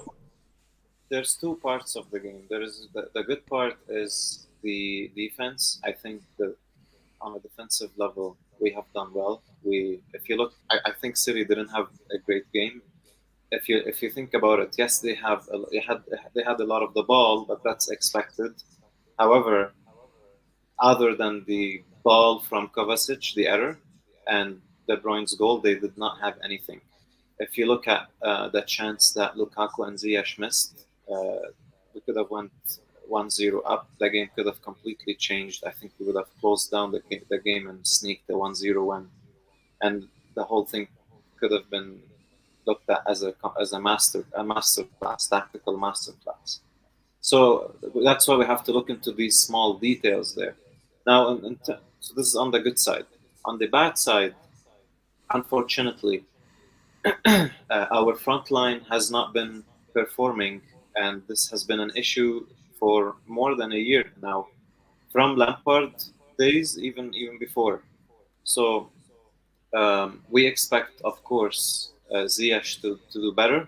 I think Tuchel chose to start him because of the way we were playing. We were trying to hit them on counters and have Lukaku to make these runs. And Lukaku was trying to make more runs more than other games, and we were failing to deliver him a single pass, except for, I think, one from, I can't remember, one of our defenders. We lack decision making. I remember Lukaku went through, he did well, and then we were 3-on-1.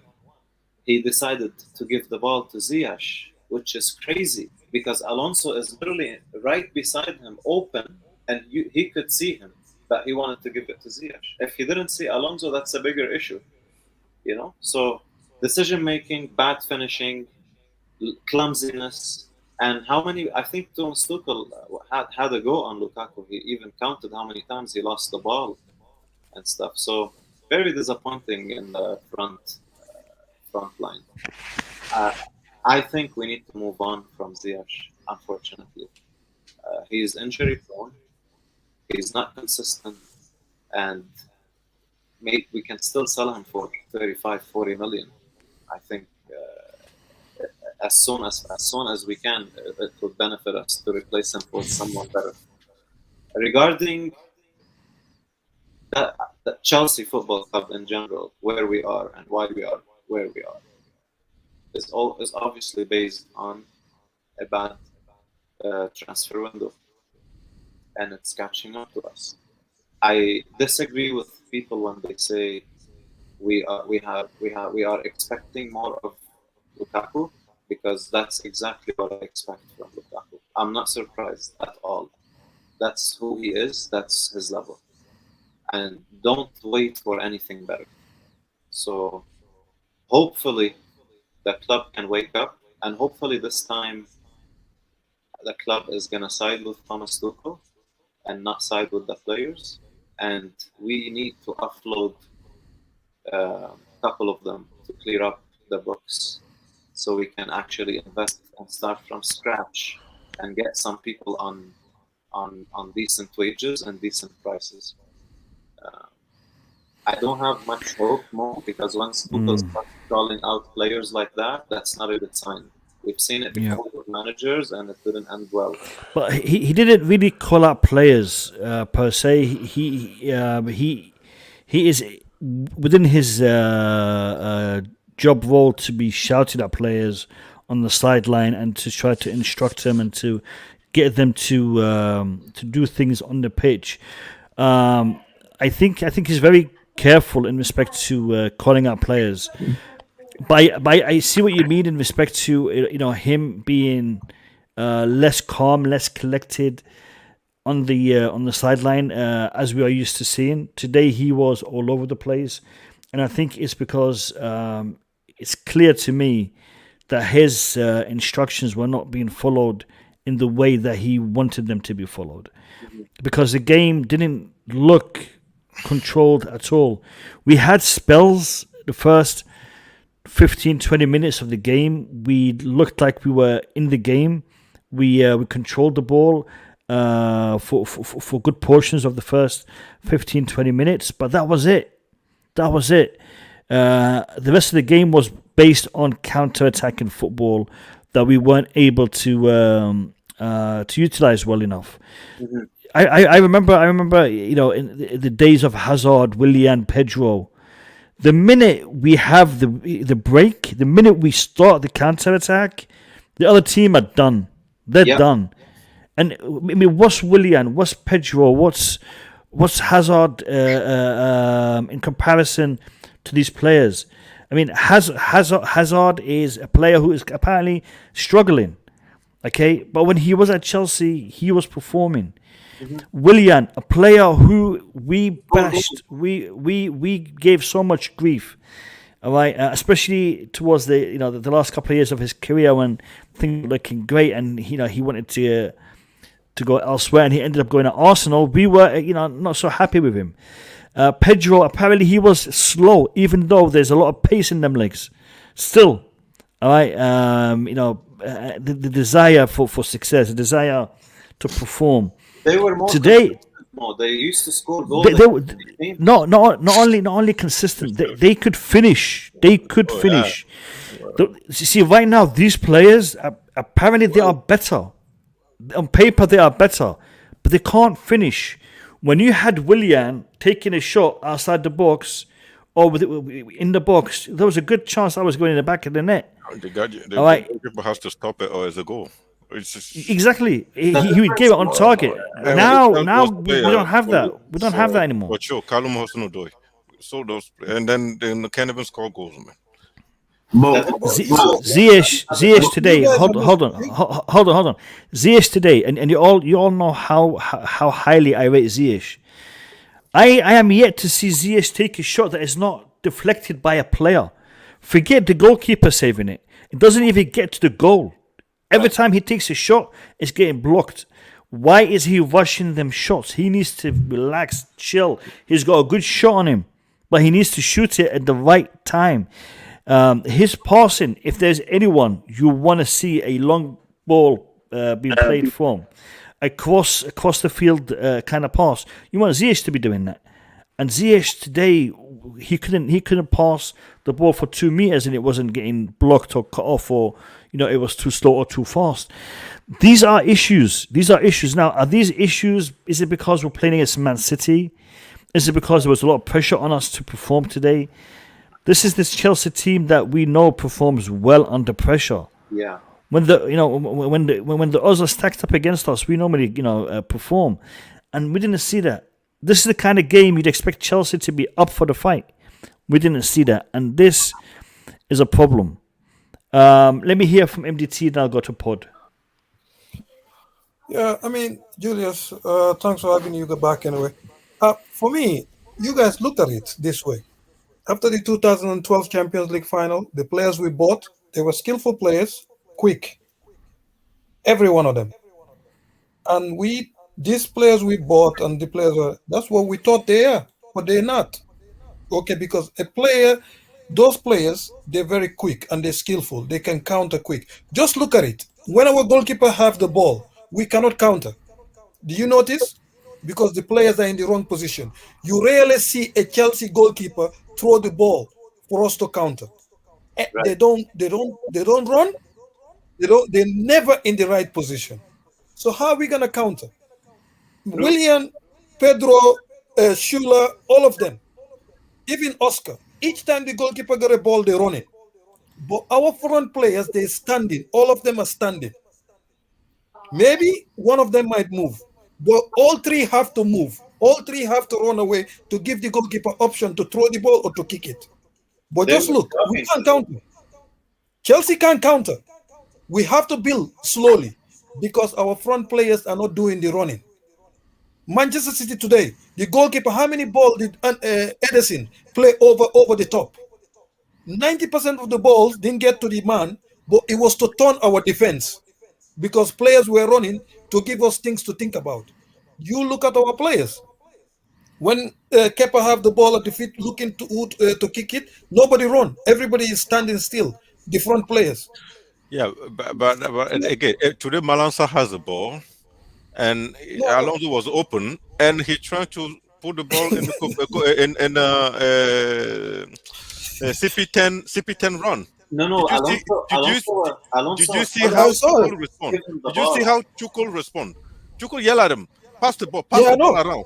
Exactly. That's what I'm saying. So, yeah, at least if the coach tell you to do something, you do it. So I don't know why. People are thinking Tuchel today was animated. Tuchel is animated every game because the UK cameras don't point on him. Maybe that's why people don't notice. But if you watch him every game, he's animated. He's screaming at them. So this is the thing. We don't counter. Chelsea don't counter. It's very terrible. Counter is the easiest way to score a goal, apart from closing somebody down. Because when somebody attack you, they're out of position. You remember when we beat City 3-1 under Conte? The goals were what? Counter. Fabregas over the top to Costa, William to Hazard, to William again, goal. These are the things. Hazard to William, goal. It was all counter. How do you do that when you don't have the player? The quality is not there. Costa no. This is what I'm talking about. I'm talking about the current players we have. We don't have runners, and even the runners we have, they're not strong on the ball. You push them, they're on the floor. Yeah, but you push them, they're on the floor. You touch them, they go on the floor. They can't finish. You know, the thing is, there are a lot of things you look at. You like, what were we thinking? Spending so much money. Were they not looking at these players to say, they're good at this, but they're not. This is the thing. It seems like we just bought a lot of players and hope it works. I mean, what can I say? I just have to support them. They're at the club now. I support them until the club decide what to do. I have to say this. We have not made a good investment in respect to a lot of these players when you take into account the price tag, because we've spent a lot of money on a lot of players, and had we have had two of those players give us a good return this season, i.e. Havertz, Timo Werner, Ziyech, we haven't. The best players that we have seen from that big transfer window is Thiago Silva, who came on a free transfer, and Edouard Mendy, who was half the price of Ziyech. Academy also. I'm talking about the transfers. Oh, yeah, I promised to give Podfather a chance to come in, so let me hear what Podfather wants to add to this. So, I just want to start off by saying, obviously, I love Tuchel. Before I say anything that's taken out of context or whatever, I rate him as a manager, one of the best in the world. But being part of a Chelsea fan, or being part of a team that's trying to win something, is you have to hold everybody accountable, and that includes the manager. The thing about counter-attack, is that it is something that's trained and drilled into players over and over again. You can get all the quickest players in the world, but it's something that's taught. The best counter-attack teams, they're not just running into space. Like it's very specific. When the midfielder gets the ball, he already knows. He doesn't have to even to look to know where Salah is going to be or Mane is going to be. They work on these runs inside out, diagonals all the time. It's not something that just you get quick players and then you go. Second of all, in terms of the players we bought, Havertz comes from counter-attack in Bundesliga. So does Werner. So does Lukaku at Inter Milan. These players can play counter-attack. I don't believe that. I don't believe that. We don't have any players and we can't play that system. It's not possible. The manager we have is not a counter-attack manager. That's the thing. He's possession-based. He wants to pass the ball. He wants to possess the football and then counter every now and then. Obviously, when there's space. But his main thing is possession football, pressing, playing in the opposition's half, not allowing them to even see your goal. That was his big strength when he first joined Chelsea. We gave away no chances. But Postfather, can I say something? If you listen to Tuchel Press today, he pretty much saying, in fact, he just want to hit Manchester City in transition. So when Manchester City lose the ball, they just want to take it from there. And the ball, they just need to pass those balls as fast as possible, not losing them. And the ball has to finish in Manchester City box. So that's how they want to do it. But and then he's frustrated that even if they take the ball off Manchester City, we can't even pass the ball around. The ball can't even reach their box. So that's his frustration. Okay, so my point is this: as much as you can say he's not a counter-attacking coach, he is still have that in. He's trying to implement that in his game also. I know, and he's responsible. But that's what I'm saying. He's responsible for getting that out of the players. If we don't counter-attack well, then he has to hold his hand up, because he obviously hasn't worked on it properly. If it keeps fading like that, the players that we have. Because the thing about it is, he comes in, he takes a mostly average defense. Apart from Thiago Silva, who's world class. He takes Rudiger, who had been performing poorly for a year and a half, Christensen, who had been in and out of the team or whatever, and turns them amazing. So if you're going to give full credit for him for the defense, you also have to have questions about the attack. You can't have these 5 players who are all better at their former clubs. I understand what you say. I'm just saying he needs to work in the attack, but it doesn't mean he's a coach that does not want to counter-attack. He just no. Good teams want to balance, but I'm saying, but you have your core philosophy, which is to control the ball, which is not to allow to give away chances, not to allow, because when you counter, you allow people to counter on you as well. It becomes almost like a basketball game. Yeah, but if his thing is the first thing is we're limiting chances. We're not going to allow them to even touch the ball. We're going to have 70% possession. We're not going to allow shots on target for Mendy. That's where your starting point. Now, in today's game, you have to remember, Man City were playing with almost 6 midfielders. And they were all coming back and pressing in the midfield. It wasn't just, our 2 against their 3. It was 2 on 6 at certain times. Yeah, I think it's a I think combination. about very good teams. Hold very on, good. hold on. Yeah. Sorry, I want to bring in Eric, but before I bring in Eric, I want to just address his comment.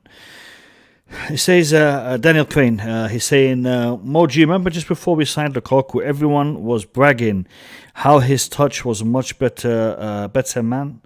I seen one touch today that was so heavy that the ball travelled halfway up his body. I don't remember anyone saying Lukaku had a good touch before we. I mean, on this panel, Not this panel. No, not on this panel. On this panel, even me, a person who supported the decision to sign Lukaku, again, not over Haaland, but I was happy that we signed Lukaku. I've always known his touch needed to be improved. So, one second. I'm talking. Let me finish. Now, if there were other streams that were bragging about Lukaku having a good touch, that's their business. One of Lukaku's flaws is his touch. One of Lukaku's flaws is his what's the word here? Close range mobility. The guy is strong. He is able to push people away from him. He's able to overcome strength situations in the defense. So he can score from that. He's powerful. However, he is not as agile as other strikers. He is not as nippy as other strikers. He is not able to cross the ball and create as other strikers. But what he is known for, and what I praised, is we are going to get a finisher, a person who is able to finish the chances that we were creating, and we were creating plenty of. So even the people who were backing him, they should have been backing him for that attribute rather than his touch. That's one point. The second point is Lukaku has lost a lot of respect from the fan base for what he has done. However, there's every single one of us, I'm not going to say there's a lot, no, I'm going to say every single one of us here wants to see him perform, wants to see him score goals. Anyone who wants to see a Chelsea player fail is not a Chelsea fan. We don't want to see any person associated with our club fail. Whether a board member, whether a management staff, whether players, we don't want to see anyone. So I don't want to see any of the fans having a hard time, because this is the club we support. That means we support all aspects of the club. Now, could certain aspects of the club, could certain players be underperforming? Could a manager underperform? Yes. Will we criticize? Yes. But we don't stop supporting. We support them because they are part of the club that we support. So Lukaku, again, his touch has never been good. I want to give Eric a chance, and then I'll go to Boogie. Go on, Eric. Yeah, just to respond to what Podfather was saying about Tuchel, I think it's fair to mention him being better with the counter-attack situations, but it's also a thing about the players. I think it's a combination of the players and Tuchel, maybe not getting the best out of them. So it's easy to just mention Tuchel and say, they're not doing what they're supposed to do because of him. But at the same time, maybe, I don't know, maybe he hasn't drilled them well enough to do it, but the players also have to be accountable. And Lukaku, I don't feel the need to support or try to, back him the way I used to. So I'm not really going to get involved in any kind of Lukaku conversation, except it's, maybe reacting to the match or something like that. All right, fair enough, Boogie. No. I was going to say the comment the guy was saying. If you read the comment properly, the guy said remember that we all said Lukaku touch has improved compared to whatever he used to do at Manchester United. Because exactly that's what we. That was somebody else. That was somebody else who said that. Was Abdul B who said that. Oh, okay. And but to be fair to Daniel, he said it wasn't on the stream. It was on other streams. So you know, okay. So his comment is fair. Yeah, I remember that when we signed Lukaku, there's people that said now Lukaku touches has improved because he scored that many goals in Inter, and other people were saying it will always be different in the EPL because EPL is different teams. And anyways, you know what I'm trying to say. So that's all I want to point out. Where he say we actually accept the fact that his touches has improved a little, but what he saw today on the field doesn't look like his touches has improved at all. So I mean, gotta give it to him. That's all I want to say. Sure. Does anybody else want to add anything to this discussion? I just want to add one last thing. You know, on the match today, do you notice Foden and Grealish, they were quiet. They were quiet the whole game. They didn't do much. The different on their forward line is De Bruyne. And their midfield, it was Silva. Okay? Even Rodri, he collect the ball for your ball. How many times did we nick the ball off him? He commit a lot of fouls. The referee didn't give him. A lot of their players did all that. But when you look at that, you see, even though City, they have a couple of players that have an off day, but they still manage to just get the result. Us, we cannot do that. We cannot afford players to have an off day. So this, I don't understand, because the old Chelsea, Drogba might have an off day, but Lampard might pop up to score. Somebody will score. We used to have that. We will have an off day in players, whatever. But this team cannot. Everybody has to perform, or else we're in trouble. I don't, Boogie, I don't know what's going on with this team. Boogie, I want to ask you a question about that. If you look at Man City, yes, there was a pattern of play. Pod, Boogie or MDT? Who you asking? MDT. Sorry. Right. I said, if you look at Man City, you just call me Boogie. Yeah, my mistake. Boogie's ugly. I'm the good-looking one. Listen, so I give it to MDT. But if you look, even City, even though the players weren't outstanding, there was a pattern of play all the time. They were able to get their players in dangerous positions. Yeah, so you were able to get Grealish you were able to get Sterling, whatever. If you look at our game, I don't even remember seeing Ziyech in any dangerous position at all. Same thing with Pulisic. We never got them to the byline. We never got them around the ball. There was no gameplay. But we did a couple of times. You remember Pulisic was given the ball through by cover. Yes, and he comes inside. He was hanging on to it, and Cancelo came all the way from midfield and caught up with him. But remember, he comes inside and they're literally freestyling. They don't know what they're doing. I'm saying that when City were attacking, they always know that Grealish is going to try and beat his man and get the ball in, shoot across the goal. That was what he did every single time he got the ball. It was never any difference to his movement. You know. You saw what Pep did when Grealish was struggling with Rudiger. He moved Grealish to the middle to double up. Then later on, he moved Grealish to far away to Aspi, the second half. You remember? Yeah. Because the beginning of the game, he was struggling to beat Rudiger. So you see, he was moving Grealish to make sure that Grealish have an impact. Because their most dangerous attacker was Sterling. And their most dangerous midfielder was Bernardo Silva and Kevin De Bruyne. But look, they have 2 or 3 players that were off there, but the manager was moving them to find solution. You're right there, that's true. Pep was trying, leaving Foden. Foden moved to the left, to the right, different to find solutions because they were struggling. But us, we rigid. We stuck in positions, we don't move. So that's true, but maybe it's the manager, maybe it's not. Maybe the player just can't do it. I don't know.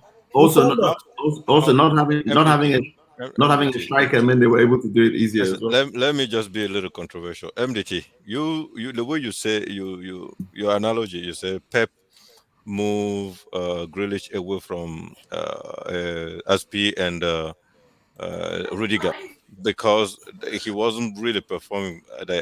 and then he moved a few players that are not really have the impact of. Then you move to Chelsea instead of just say directly. So Tuchel is not doing it. You say you don't know if it is Tuchel or the player are rigid. Well, I don't understand those. Like when you come to the conclusion, just conclude. No, I just don't understand those around. I'm not running. I don't like to to say, okay, this is definite. But what I notice is I don't like. I was hoping Tuchel will do that. You remember when the stream started? What did I say? Get rid of Cho after 20 minutes, bring him in on because he wasn't pressing correctly. Not because he wasn't pressing correctly. Today, he let the players play up to 60 odd minutes. They were not doing the job he wants. So I don't understand why he didn't do it. And also with not moving them around. The reason why I said it, the thing is, I can say it's Tuchel, but I can say it's the players. But because sometimes I don't understand why Tuchel can't move them around. Yeah, but how is it the player? Tuchel cannot ask, switch, because he was close to them. Switch. When you have a point there. You have a point. He's not doing it.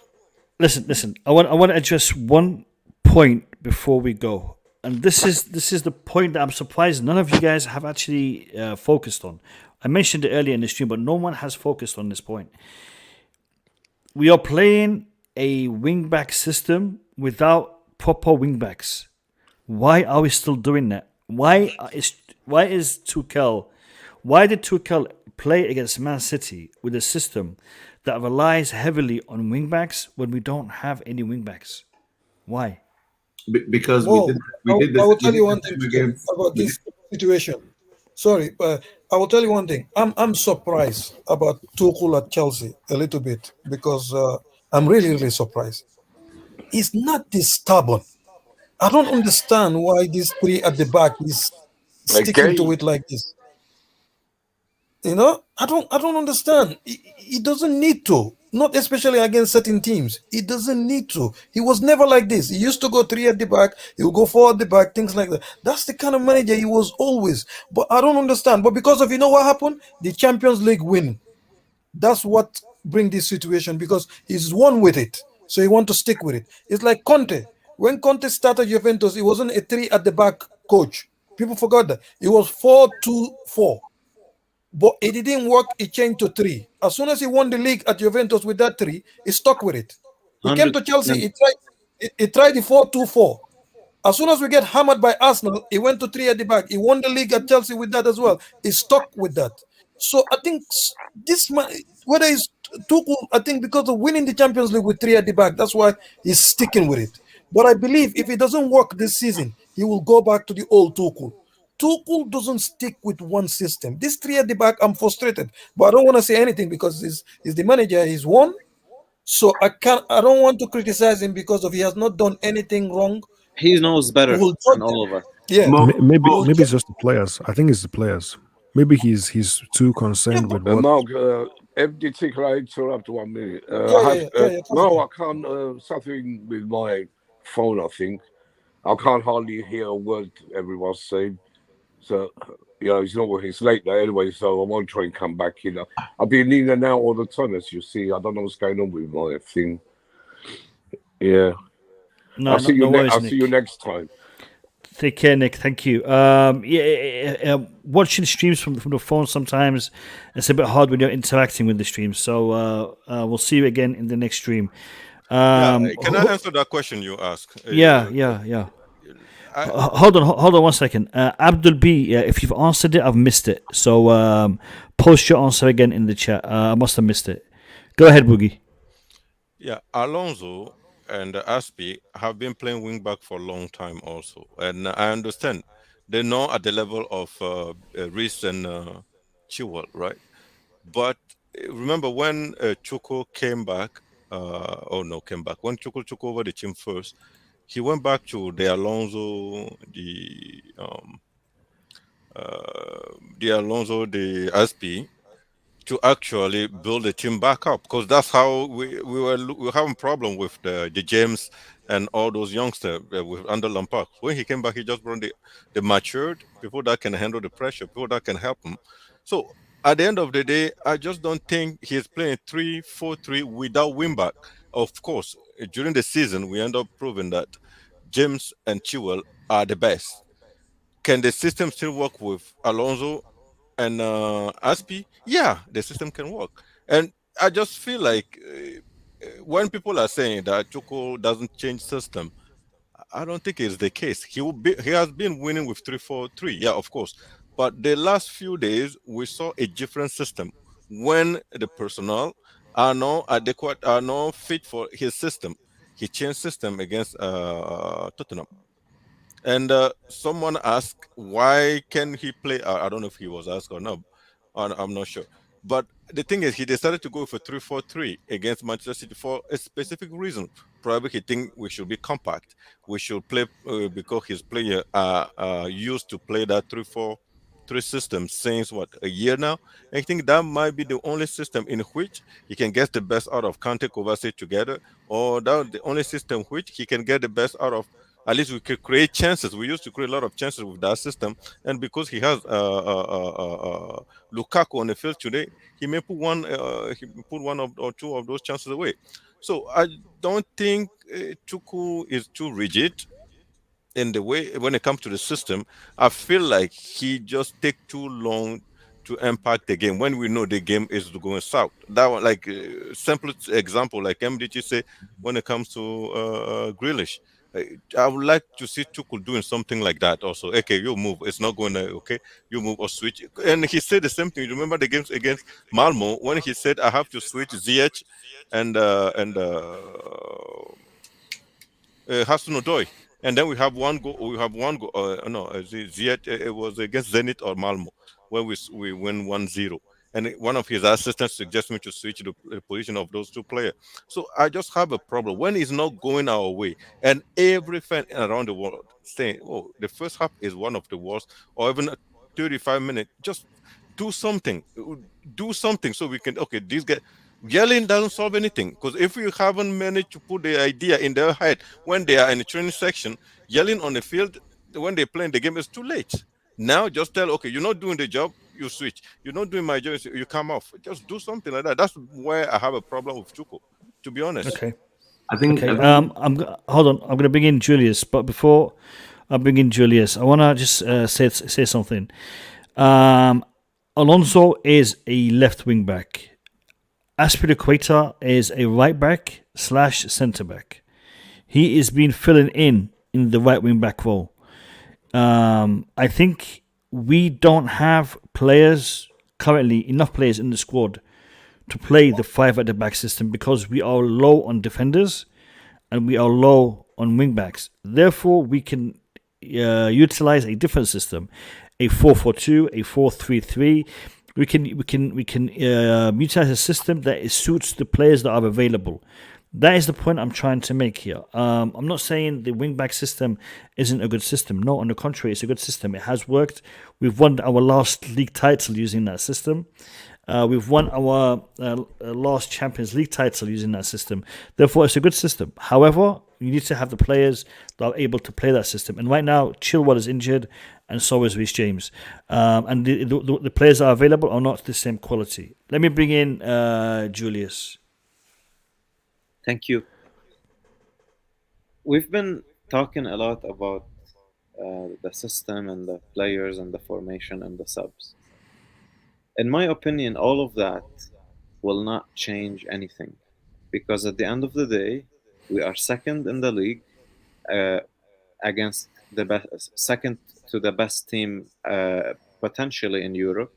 We're still in the cup, an FA Cup. We are in a League Cup final. We're still in Champions League. We could potentially win 2 more trophies shortly. So I don't think any of these small nuances are going to change anything or are going to be the issue. For me, in my opinion, and I could be wrong, but that's how I look at things. The biggest issue is the bad decisions that the club has made in the previous years that led to us being where we are now. Now, how can we solve these problems? Changing the formation of the system is not going to is not going to solve the problem. When I'm looking at the payroll of the club, I see Timo Werner at 272,000 a week. I see Saul Niguez at 200,000 a week. I see Kepa at 155,000 a week. We need to start looking at offloading overpaid, bang average players who are not consistent and start promoting from the academy to balance the books and build from scratch, because we have a good foundation, and then invest whatever money we have for the transfer window effectively. Because since in total of 3 transfer windows, Chelsea have spent £500 million. And from those, that's £500 million more. That's not a small number. We are spending, but we are not spending effectively. And I think this is actually the biggest issue with Chelsea FC. This is the biggest problem we have.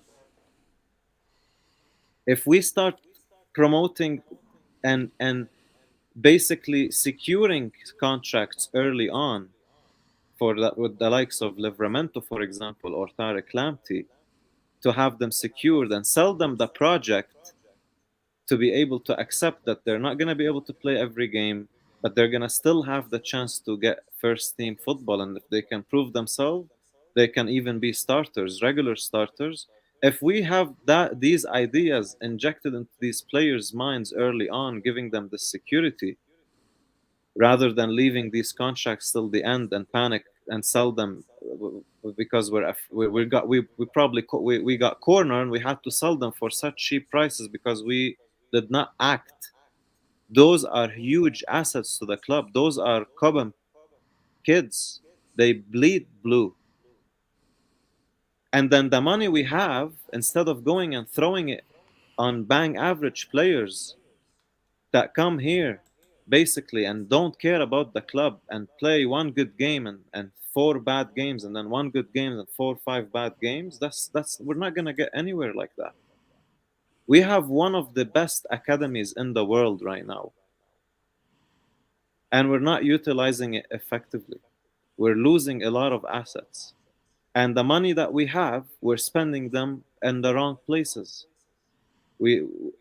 This is the main issue. This is where I think we all need to focus on.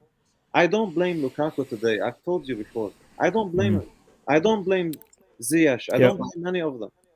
Yeah. No, Julius, the issue for me is the system right now, and I'm reading the messages that Pod is sending me in respect to Reece James and Ben Chilwell. Pod, let me ask you this: Tammy Abraham, when he first started playing football, what position did he play? Educate me. Centre back. Yes. Tammy Abraham started as a centre back, ended up being a striker. Yeah. Now, players develop in their positions, especially when they are still young. And if you are developing into a position that is similar to yours, it's easier. I.e., if you're a right back and then you develop into a right wing back, it's easier. If you're a right back and developing into a centre back, it's easier. If you're a DM and you're developing into one of those defensive positions, it's easier, especially at your age. Marcos Alonso is a wing back. He was playing as a left back at points, but predominantly he was playing as a right wing back. In respect to Azpilicueta, he was being utilized as a right back or as a centre back. He was filling in as a right wing back and as a left wing back as and when needed. He is a very experienced player and he is able to adjust. The thing is with Reece James, he took on this role and he excelled at it. That's why he is preferred in that position. I'll give you another example that happened under Conte. Victor Moses. Victor Moses was a winger, but he was converted into a right wing back to play for Conte. So players can adjust and they could sometimes play better in that role. Thierry Henry, he came in to play for Arsenal as a left winger, ended up being a striker. So at a young age, early doors in your career, you're able to adjust. The issue is not really that per se. It's more of what system Tuchel should employ. If Tuchel is able to play Callum Hudson-Odoi and Pulisic as wingbacks and they're able to perform, then do it. Go for it. Because theoretically speaking, it's not a big change for them to switch from wingers to wingbacks. But when we have tried it and it hasn't really worked out too well, we've had a couple of games where it's been okay, but generally it hasn't been too great of an experience. Maybe we should have used these players in a 4-2-3-1 setup, or a 4-4-2, or a 4-4-2 diamond, or something that utilizes two centre backs. Because right now, if had we have had an injury to Azpilicueta, Thiago Silva, or Malang Sarr, would really be in a serious problem. We would have to get one of our defenders to be converted into a centre back because we are risking it. Whereas if we had played two at the back with two full backs, we still have another defender we can call upon from the bench. So it's a balancing act. There's no right or wrong answer for this because it's really a management decision where how to proceed forward. But I think he needs to use the tools that he has and the players that he has moving forward. Yeah, can I ask? I agree. Sorry, Boogie, I'm adjusting this to Podfather. Go ahead, Pod. No, I agree. Obviously, the reference point I was using was the game against Liverpool, which was a big game. He played pretty much the same system. Three at the back, Alonso on one side, Azpilicueta on the other. And I thought we had a very good performance. Now, I just feel like we played that game differently, and like City are just a different, kettle of fish. I think great teams make good teams look bad. I feel like a lot of our game today was us, just being pressed to the point where we're just not used to it. And against most teams, this team would have been fine in the league. We're playing Arsenal, we're playing Liverpool, we're playing Tottenham or wherever. I feel like we would have probably gotten away with it. But I think it was just a bridge too far for this game, personally. In terms of the wing back thing, I think going forward, now that we're not pretty much going for the league, I think you will start to see more tactical variation going forward. Yeah, I think so. And it's going back to a point that was raised by or that we discussed with Habib. I think the rest of the season is really going to be about finishing top four and trying to focus on the other competitions that we're in, but at the same time not undermining our league position and building up for the challenge for the title next season. Go ahead, Boogie. Yeah. Okay. Yeah. Good. I was going to say something about what Julius was saying. I'm thinking, which is rare. I don't think. Anyways, I was thinking, what exactly Julius meant? Do you think, or do you want us to just start selling as like a Lukaku, Werner, Kai, all those players on the big wages where they still have 3 years contract or 2 years contract left? And we just say, okay, man, find a club that will want to pay your £72 million, and you out. And tell Lukaku, yo, listen, we're not gonna get a price 100, but find someone for 60 million, you out. Werner, find someone and you out. And then we just promote our youth. Because at the end of the day, they're not giving too much. They are on the big wages, but they're not giving us too much. So at least we will have a better wage structure. And then we can have more money. And then in 2 or 3 years, when we promote our academy, which I'm sure with Broja and all those Kono and Billy, we should be able to, and with Tuchel at the back, I think we should be able to keep that same team in the top 4 for the next 2 or 3 years. And after that, we have enough money saved, or we have enough money to actually invest properly. Is that what you're suggesting? Because the situation at this time, I just don't know where we're going, because we have all those big names, don't know what to do with it. They're not producing big. They're not all big game players. They're just there. We get frustrated. We get all those things. By the end of the day, what are you suggesting? Do we wait or do we do it now? That's the question I'd like to put up to Julius. I think MDT also would be interested in that. So. Yeah, my suggestion. Go ahead, Bobby. Sorry. It's okay, Julius. You always make a lot of sense, and I've kept a bit quiet deliberately for a while to listen to what everybody has to say. I think we have got to the point in the discussion where we're talking solutions, and there will probably need to be some brave decisions made. You're right. We have a lot of investment in players that aren't really, aren't really cutting the mustard. I don't include the young players. I really don't include Havertz. I think Havertz has done well for who he is and what he is in the club. Even Lampard warned us that we need to give this guy some time, which means some seasons, and he's done well. He's scored very important goals for the team, and he's coming through. I also put, as frustrating as he is, Callum Hudson-Odoi into that bracket as well, and indeed Pulisic, simply because of their age.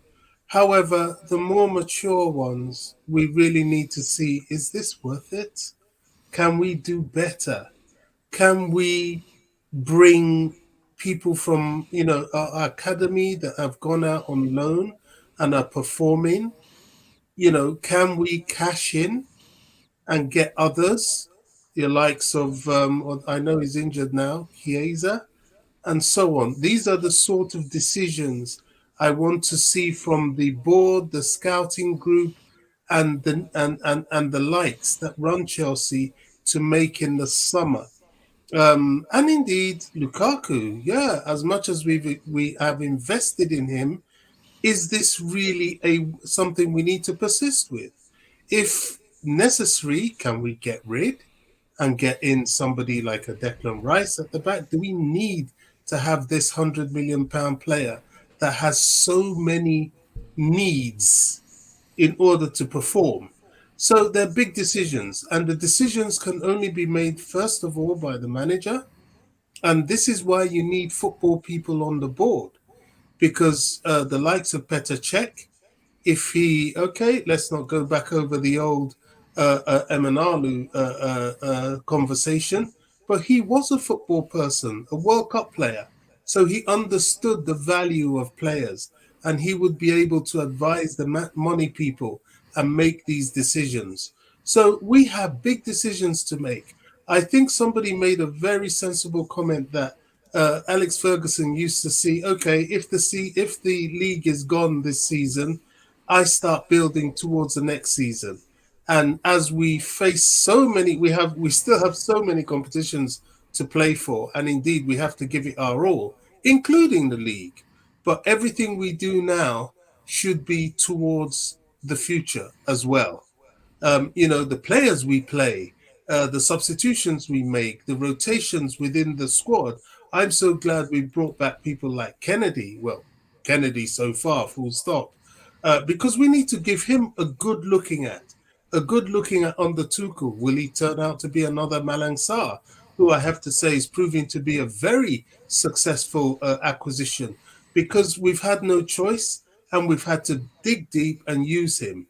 Is there any hope for Saul Niguez? Let's see. If not, we really need to get rid. So this is the way we should be thinking now, because at the moment, all the things we're doing is that we keep disappointing ourselves.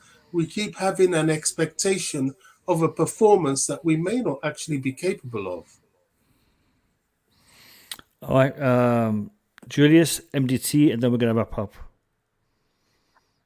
Yeah, but, I agree with Bobby. What I meant, Boogeyman, is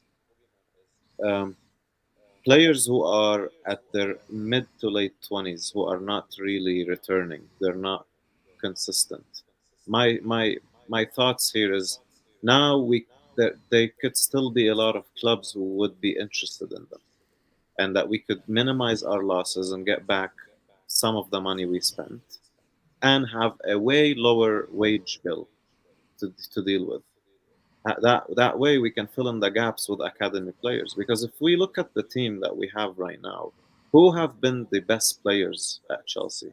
Most of them are academy players. I think we are the team I think we are a good team because of the core, which was from the academy players, and the likes of Kante, who's a veteran with the club, and Chilwell, who has been an amazing signing. So, like Bobby said, I wouldn't want to sell Havertz. I think Havertz has proved himself to be a big game player. He scored multiple times in big games.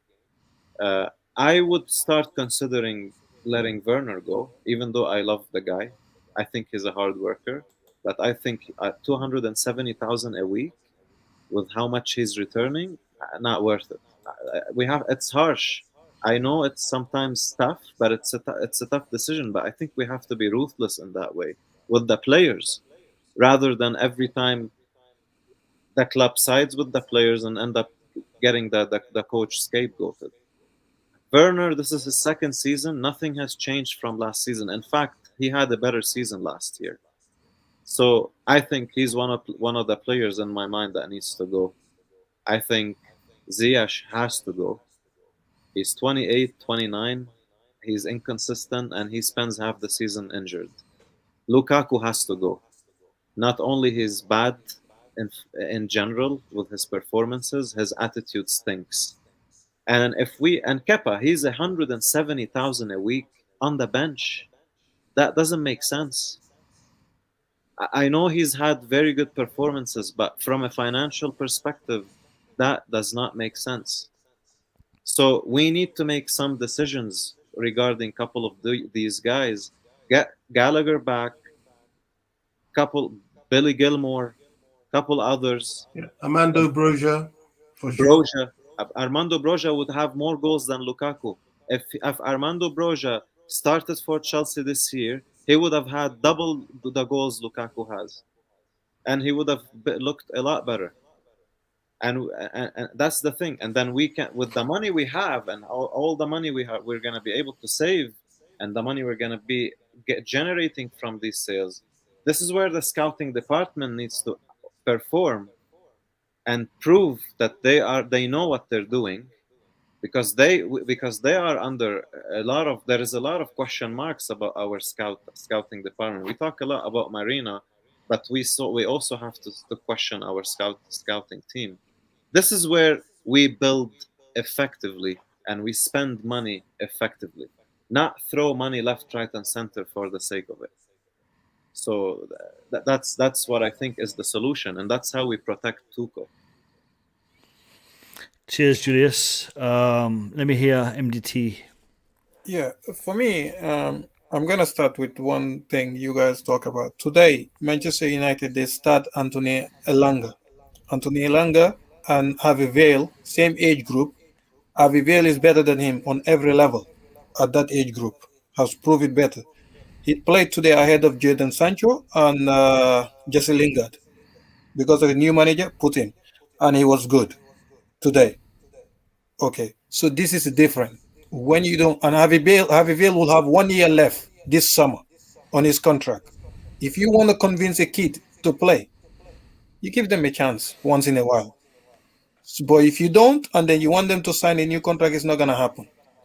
And also with Chelsea this summer, if we don't sell the high earners, we have to sell the youth, Cobham youths, whether that's Gallagher, whether that's Broha, whether that's Ampadu, to fund the team. We have to. That's the module. If we cannot sell Lukaku, whatever, and also with Kai Havertz, I don't think will stay at Chelsea long term after his 5-year contract. Whether Chelsea can see that, whatever. The same thing with Sané and whatever. He will return back to Germany.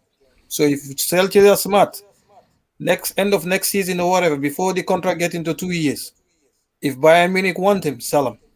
Just like Manchester City did with Sané and get your money. He's not gonna stay here for like what we think is gonna be like Hazard, and it's not gonna happen. It's gonna be another Thibaut Courtois. Stay 5 years and gone. That's it. So for me, is the top earners that we need to trim them.